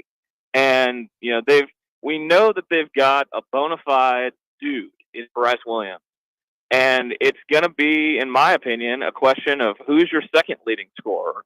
Who's the guy that's going to, have to pick up the slack if Bryce has an off night or if he's in foul trouble? I mean, I don't think Raleigh Worcester is going to get you 18. I don't think that's going to be a constant throughout the season. And it's just a question of who's the next guy after Bryce Williams for me. But when I think about identity, it's kind of a weird hodgepodge of what they could be and what I think they want to be. I think they should go like slow, slow giant barge. It's a big team. I don't know that I'd call it like a physical team, but it's a big team. And there's some skill there as well. So you can do some of your principle. You can, be what you're going to be in the half court. But as far as the pace is concerned, like you said, Fred's teams have always sort of been one way. I just think you kind of just slow that all the way down, help out your defense a little bit, and, kind of let Bryce Williams cook in the half court or get whatever you can get going. I think slowing it down is sort of the way that I feel like that team with that personnel should probably try to win games. Yeah, I mean, I think that's definitely, as Big Ten cliche as it is, I think they're going to be in plenty of street fights this year. Aesthetically. Oh yeah, they'll be in close games. Gonna look. Yeah, they'll be in close games. They'll be in like stereotypical, like usually what you'd expect Rutgers to look like, right? Like the physical, Steve Pikiell pounding nails, that whole thing. There might be some games for this Nebraska team where it looks like that this season, and in the mucked up middle of the Big Ten, which is where I expect them to be. But they'll be in plenty of close games, and yeah, that's kind of I would tend to agree with you. Yeah, Jacob Bigelow is with us, Huskers Illustrated, and the Stretch Big podcast. Also, Bigelow, you've added another podcast to your podcast responsibilities as well. Is this correct? Indeed, I have. The Jacob Bigelow Media Empire continues to expand. Last night was the first episode of After Nebraska Ball on YouTube with Jack Mitchell, Caleb Henry, and myself. That will be a post-game show. Going forward, we had a ton of fun with it last night. We got really good feedback for the first episode, the first run through. So, if people are tired of my voice, I apologize, because there's going to be plenty of places to hear it this basketball season. So running people off the 3-point line has been a pretty consistent problem in the Fred Hoiberg era. I think there's a variety of different reasons for that. Showed up a little bit last night. Obviously, that team was odd in the way that they wanted to get their points, but it worked, right? They shot a bunch of threes, and they made enough of them to hang themselves in the game. What do you think? Like, what's the solution there for Nebraska on the defensive side of the ball, trying to figure out how to run people off the 3-point line? Yeah, it's definitely been hit or miss, right, under Fred. Like we've seen the fire drill look good against teams like Purdue a year ago, and when it's at its best, it is really effective.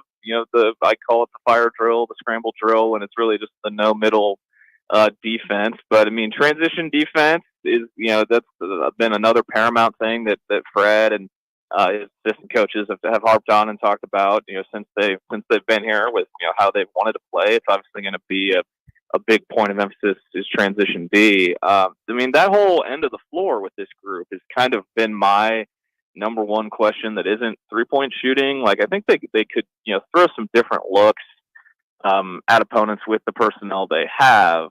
But they knew coming in what that team last night was going to do. They made UTRGV, I think, made 25 threes in their exhibition game, and Fred Hoiberg said post game last night, "I don't give a damn who you're playing. 25 threes in a game is impressive. Doesn't matter if you're playing a high school team." So they're gonna be chucking that thing, and then it was a good it's once again, it's just a group of guys that are still getting used to, playing together. I'm sure Nate Lenzer, will be harping on transition defense, especially with some of the opponents, coming up here in a couple weeks. Not to name names, but it'll be pretty evident and pretty paramount that that's something that needs to be emphasized, given some teams coming up on the schedule. All right, Jacob, football wise, where do we go from here? What's as the introspective week begins and now continues? What is the thing you sort of look at and say, all right, this is something that could be addressed right now, something that we could do something about and potentially get us to the point where we can win some football games down the stretch? Yeah, it's introspective is quite the word, and I think that's kind of where everything is right now, both inside the walls of of the football program in Lincoln and outside of it too. It's definitely an introspective stretch here leading into USC, and that's an excellent question, Connor. I think that now you've got I think it's you kind of got an awkward situation with the news of the day with Holgorsen coming in and the kind of the you versus the guy she told you not to worry about meme taking place in the offensive meetings. That just seems like, obviously you want it to be beneficial, but I think it seems like it could just be awkward in my opinion.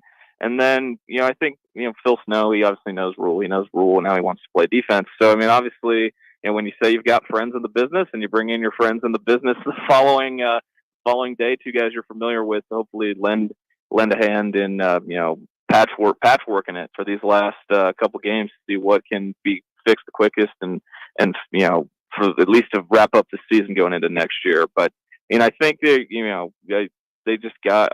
There's so much that I could say, really, but I don't have all day. Right. There's a lot. I think there's a lot. There is definitely a lot, and it's top to bottom. I think it's all three phases of the game. I don't think it's just one side of the ball. I think it's everything. I really do. I think it's everything, and that's not where I'm sure that's not where the head coach wants to be in year 2, 21 games in. That's sure as hell not where the fan base wants to be. But it's definitely look in the mirror time in Lincoln. All right, Jacob, we'll let you go. Just a reminder, you got 10 days of basketball, which started last night at Pinnacle Bank Arena, where you'll get to see 3 300-plus KenPom teams come to PBA leading through next Wednesday. So it's very exciting times, as I'm sure you're raring and ready to get this season going. Yeah, I am thankful that I will be making my way to a top 10 matchup, one state to the south on Friday night, kind of just to be a palate cleanser from the 300 KenPom games. You're going to KU, North Carolina? Indeed, yes, I am. So that is where I will be on Friday. Then I won't be in attendance for Nebraska Bethune-Cookman on Saturday. But I am going to KU, North Carolina, my return trip to Allen Fieldhouse.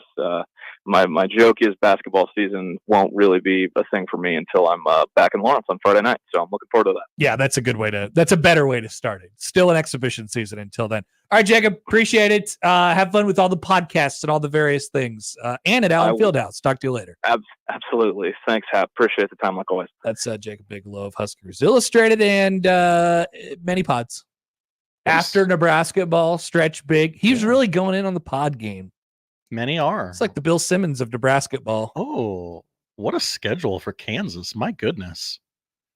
North Carolina. This is classic Kansas. Yeah, Michigan State and Atlanta. Michigan State always plays in those games. They play Duke in Vegas.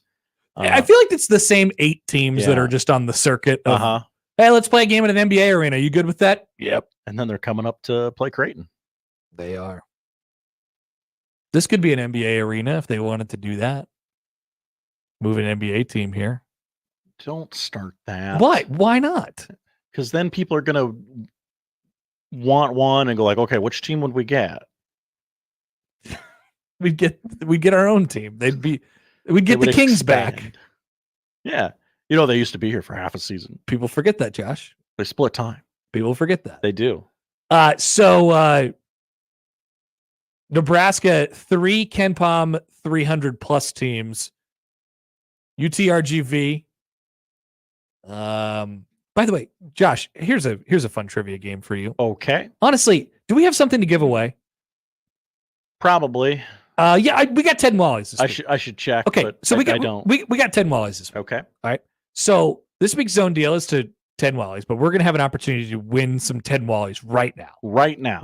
Just call Josh, and if you could tell Josh each of Nebraska's first 3 opponents' mascot, like not mascot names, but like team nicknames. UT Rio Grande Valley, Bethune-Cookman, Fairleigh Dickinson. Say those 3 team nicknames, whatever their, the Creighton Blue Jays, right? Whatever the Blue Jay is, you say those things to Josh, and we're going to set you up with 10 Wallies. You just have to be the first person to do it. 951-1620. I don't think I could even do one. You already know the one from last night. They already played the game, right? Doesn't mean I was listening or paying attention. Absolute crickets right now on the phones. That's right. We're going to make 10 Wallies is a great deal. We're going to make this hard for you. 951-1620. Are we doing this on the air or off the air? Off the air. Okay. Just call right now. Josh will answer your phone call during the break, and you have to shout 3 things at him. And if you're right on all 3 of those things, you're going to get set up with 10 Wallies. If nobody calls, then I won't have ice cream to give away. This is how you win ice cream. If not, I get to keep the ice cream. That's how it works. Ooh, high stakes. So name all the mascots. I have Googled them all. 951-1620. Josh has the answers. I was close on one. Who are the nicknames of UTRGV, who they just played last night, Bethune-Cookman, and Fairleigh Dickinson? Still nobody calling. Back after this on 1620 The Zone.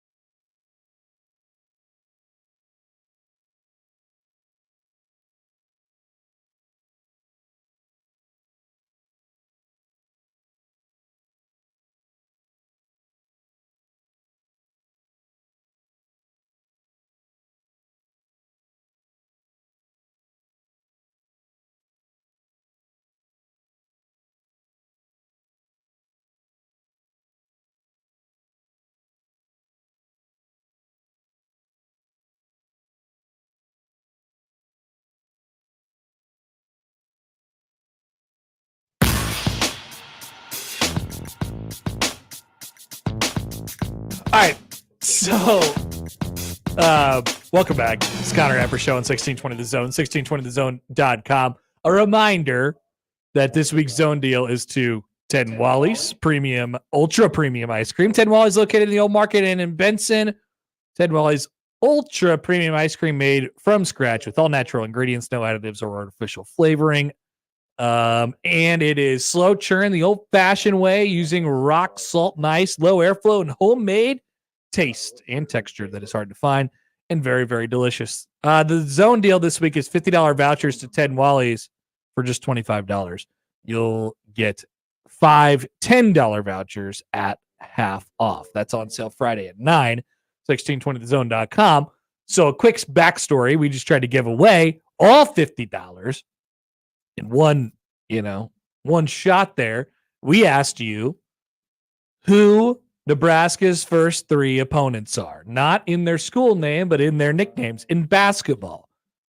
UTRGV, Bethune-Cookman, Fairleigh Dickinson. Name all their nicknames. UTRGV, the Vaqueros last night.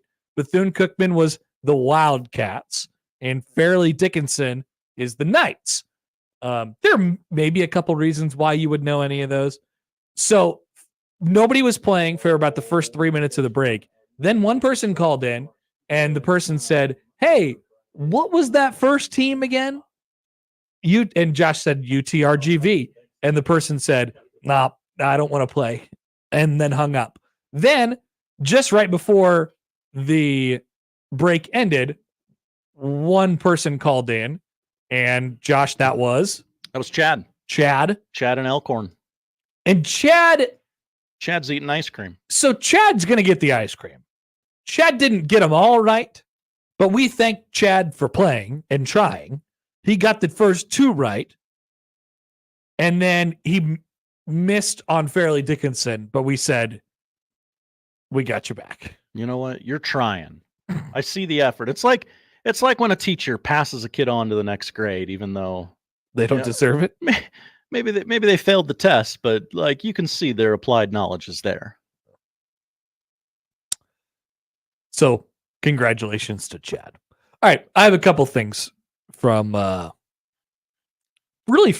the show. First, do we need to talk more about the Dana Holgorsen hire for Nebraska? Because I don't know what I think it's like the hot topic of the day, but I don't know how much there is to say. We have sort of like inserted our opinions on it throughout the entirety of the show today. There's not much, right? I mean, here's what's gonna happen. He's gonna come in as an analyst or consultant. He is one of the Bob that Matt Rule mentioned yesterday. He's gonna come in and be around for a little while, and my guess would be he's going to be Nebraska's offensive coordinator next year. I mean, I don't think that that's really that out of bounds to say. No, I don't either, for the record. Yeah, I mean, even before the hiring of Dana Holgorsen, I would have told you, if I would have been here yesterday, I would have told you, I don't think that Marcus Satterfield is going to be Nebraska's offensive coordinator next year. I think either A, you'll be reassigned into a different spot in the program, or he'll have a different spot coaching somewhere else around the country. I still think that. Many people wanted Matt Rule to open the press conference yesterday by saying Marcus Satterfield has been relieved of his duties as offensive coordinator and play caller. Like I'm saying, you guys just love red meat. You love firing people. Love firing people. We're addicted to firing people. It'll change everything. Somewhere along the way, we got addicted to firing people, and now we can't stop. Well, we're used to it. We love it. We love firing people. It's a cycle. Every 4 years we vote. Every 4 years we fire someone. Yeah, it's more frequent than that, Josh. People want people fired all the time. Damn. So yeah, I really don't. I mean, I think that's kind of out there, and I think that's kind of what will happen. Why now? Introspective week.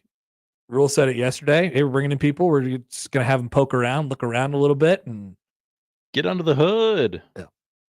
So I think that's basically all there is to read into that situation. So I have a couple other things that people have sent me during the show as they've gone back and listened to my various rantings throughout the day. Big Happer overreaction. Here is Mailman Dan. Hi, Mailman Dan. Connor, you want them to play the young players on defense, most consistently the good side of the ball, because you think older players are not getting it done, but you don't want them to play quarterbacks behind Raiola or other wide receivers who have been consistently not good in Big Ten play. And by the way, who are either freshmen or transfers, so they have no reason to be infected by the losing culture, but playing worse than the older infected defense. Okay, hold on. I lost you on the last sentence. By the way, who are either freshmen or transfers, they have no reason to be. I don't get what's inconsistent about it. Then I want to keep playing Raiola because I think his situation is different. He is very, very, very talented, and his future here is important. I'm not saying that there shouldn't be consequences for him. Right, because people get it confused. They're like, "Oh, well, this is the problem. He can just do whatever he wants." Yeah, this is the problem. Raiola gets preferential treatment. Golden boy runs the program. His family works here. I have said many times on this show, I think they should talk about him as if he's a normal person more.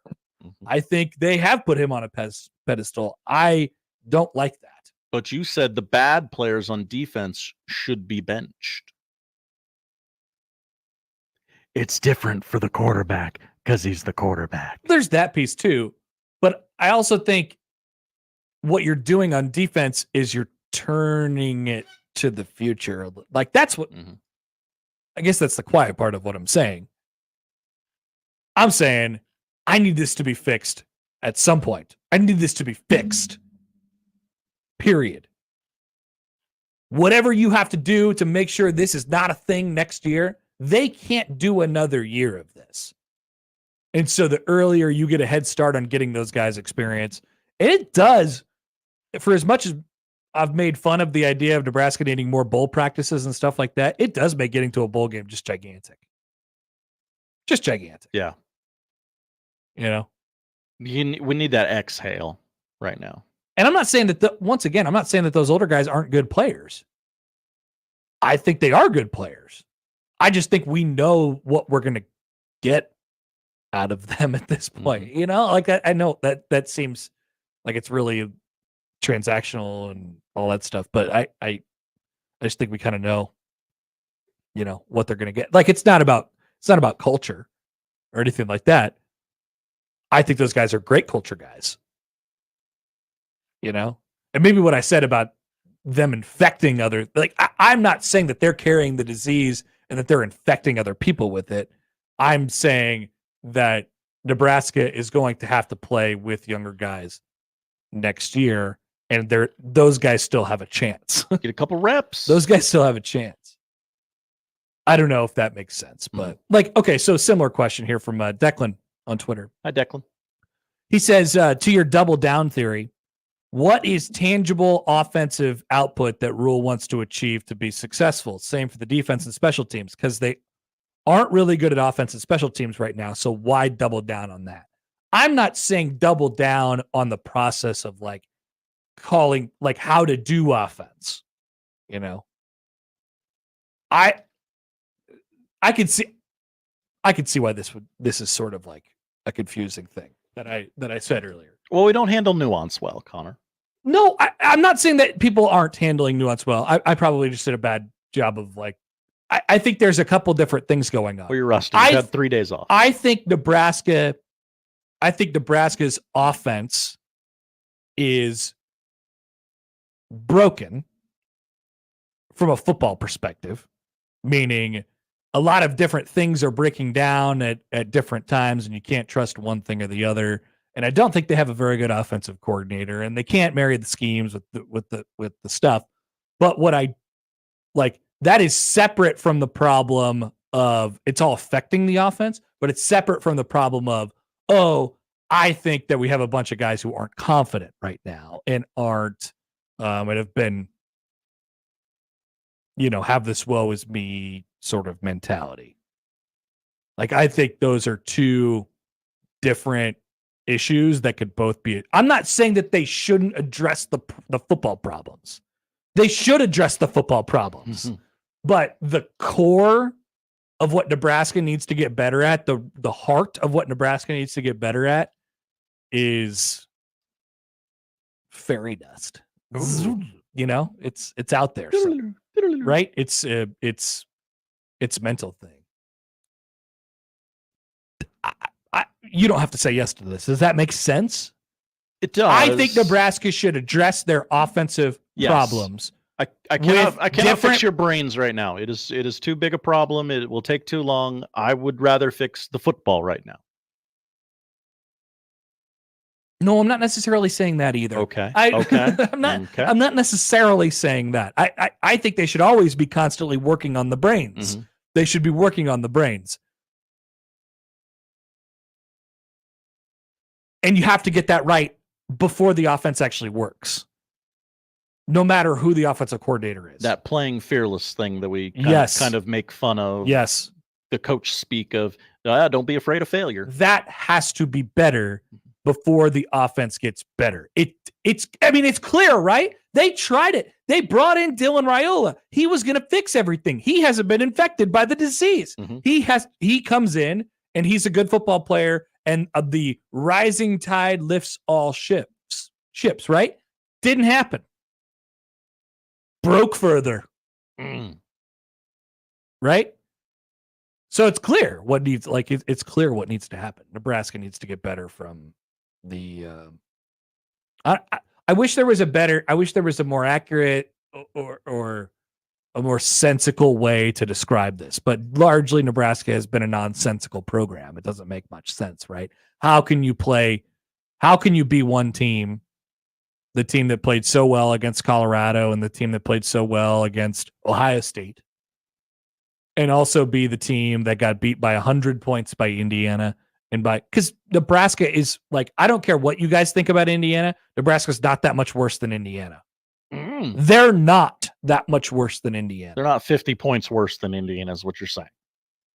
Yeah. What did you think I was saying? I think people would construe that as saying, oh, there goes Connor thinking Indiana's bad. Oh, again. Maybe use whoever you want as an example. Okay. I don't care. Okay. Use the best team in the country. Use whatever. Oregon. We don't know who Nebraska is because we can't trust them to play well. They have to play well. Because they don't have an identity. No, because they can't consistently play well. Yes. It's not because they don't have an identity. Because that's what I'm saying. They're doing all of we're trying to fix all these problems. Oh, they don't have an offensive identity. They don't have an offensive line. They don't have a quarterback. They don't have wide receivers. It's none of it. Haven't we seen this for the last 20 years? Haven't we? They have tried to attack their problems by hiring 100 different personalities and 100 different coaches who do 100 different things, and still the problems persist. So the same problems persist. It's not that. It's the other thing. It's the brain. It's why Matt Rule keeps saying, block the guy in front of you. Yes. Just play. Yeah. That's what I mean by double down. That's what I mean by double down. That's the process. We got there. That's what we have to do. So they have to fix the offense. Yes. They have to fix the offense. And Dana Holgorsen will help ease people's appetites for firing people this week. We can drop that. It hasn't been done, but it's been done. Yeah. So I hope that's a clear thing of kind of where I'm at right now. They got it. That's what they have to double down on. That's what they have to double down on. They have to keep working this thing because it doesn't make it. I don't know what people are thinking about Matt Rule and whatever, but firing him is just asinine. Asinine. We've been down this road a billion times. We have. A billion times. It's just ridiculous. Let's try keeping a guy. Yeah. Yep. That's not on the table anyway, just in case anyone was curious about it. All right. We'll be back. We got the pulse. We'll tell you what to watch on the other side on 1620 The Zone.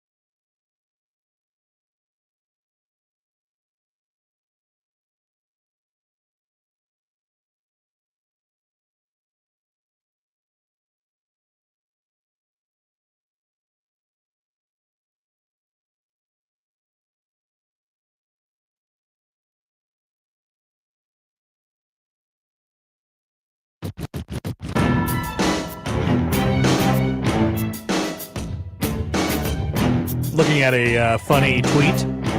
I love a funny tweet. What do you got? I'm in a fantasy league with some college buddies where the third place prize is to get a jersey of someone from your squad. The fourth place team gets to pick who, and the eighth place team buys it. This is what they got me. And it's a picture of a guy wearing a Tampa Bay Bucks jersey that on the back, the nameplate says D/ST. They got their defense and special teams. That's pretty funny. Clever. Pretty good.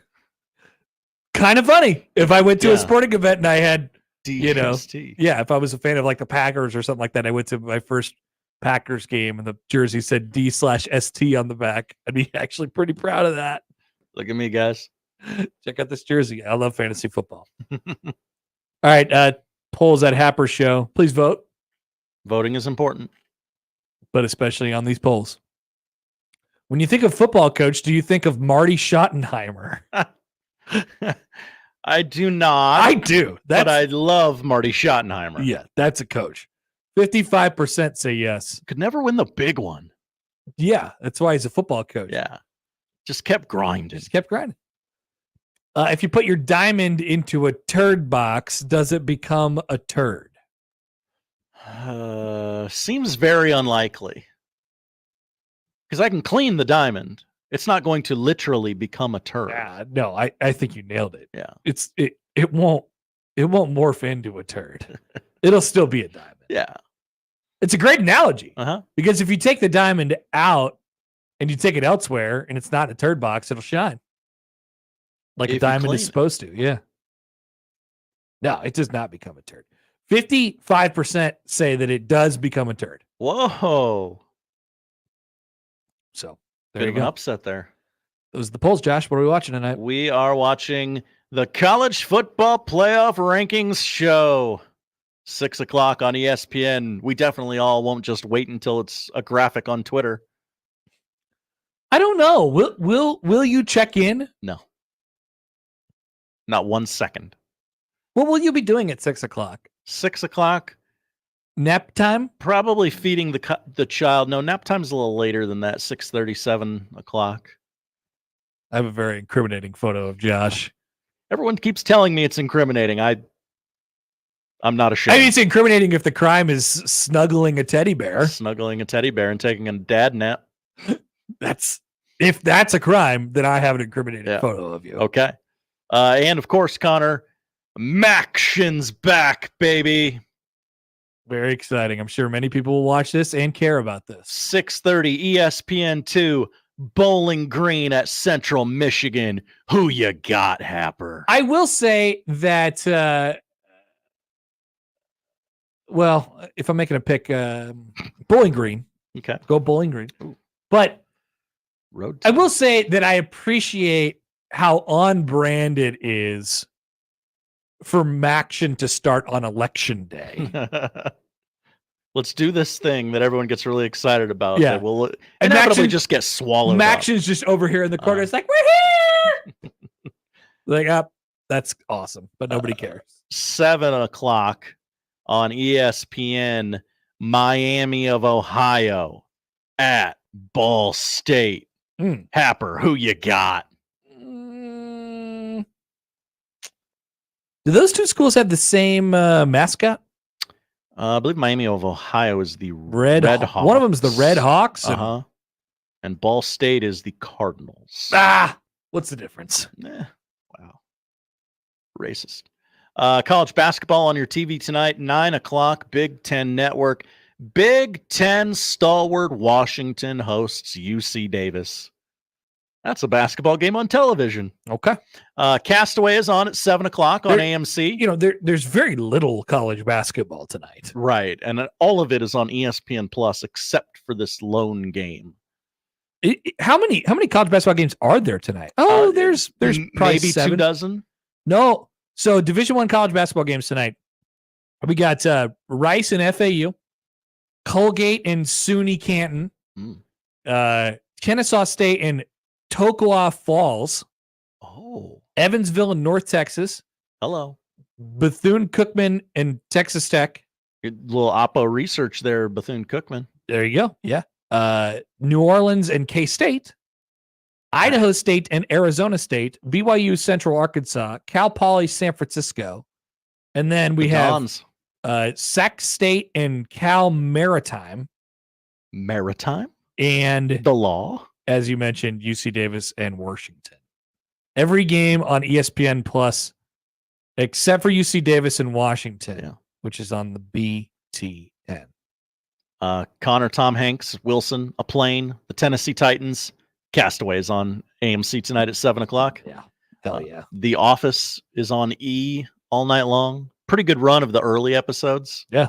And 7:00 on Paramount. It's not Tommy Boy, but it is Indiana Jones and the Last Crusade, the third installment of the beloved trilogy. Teams Indy up with his father, played by Sean Connery, in the most fun of the three movies. Maybe not the best, but it's the most fun. Cool. I'll take your word for it. And nothing else is on TV tonight. You can watch a certain sporting event on a lot of channels, whichever you choose. I hope your team wins. Thank you, Josh. Thank you, Connor. That is the show. If you miss anything, you can find it all. 1620thezone.com. The crossover is next.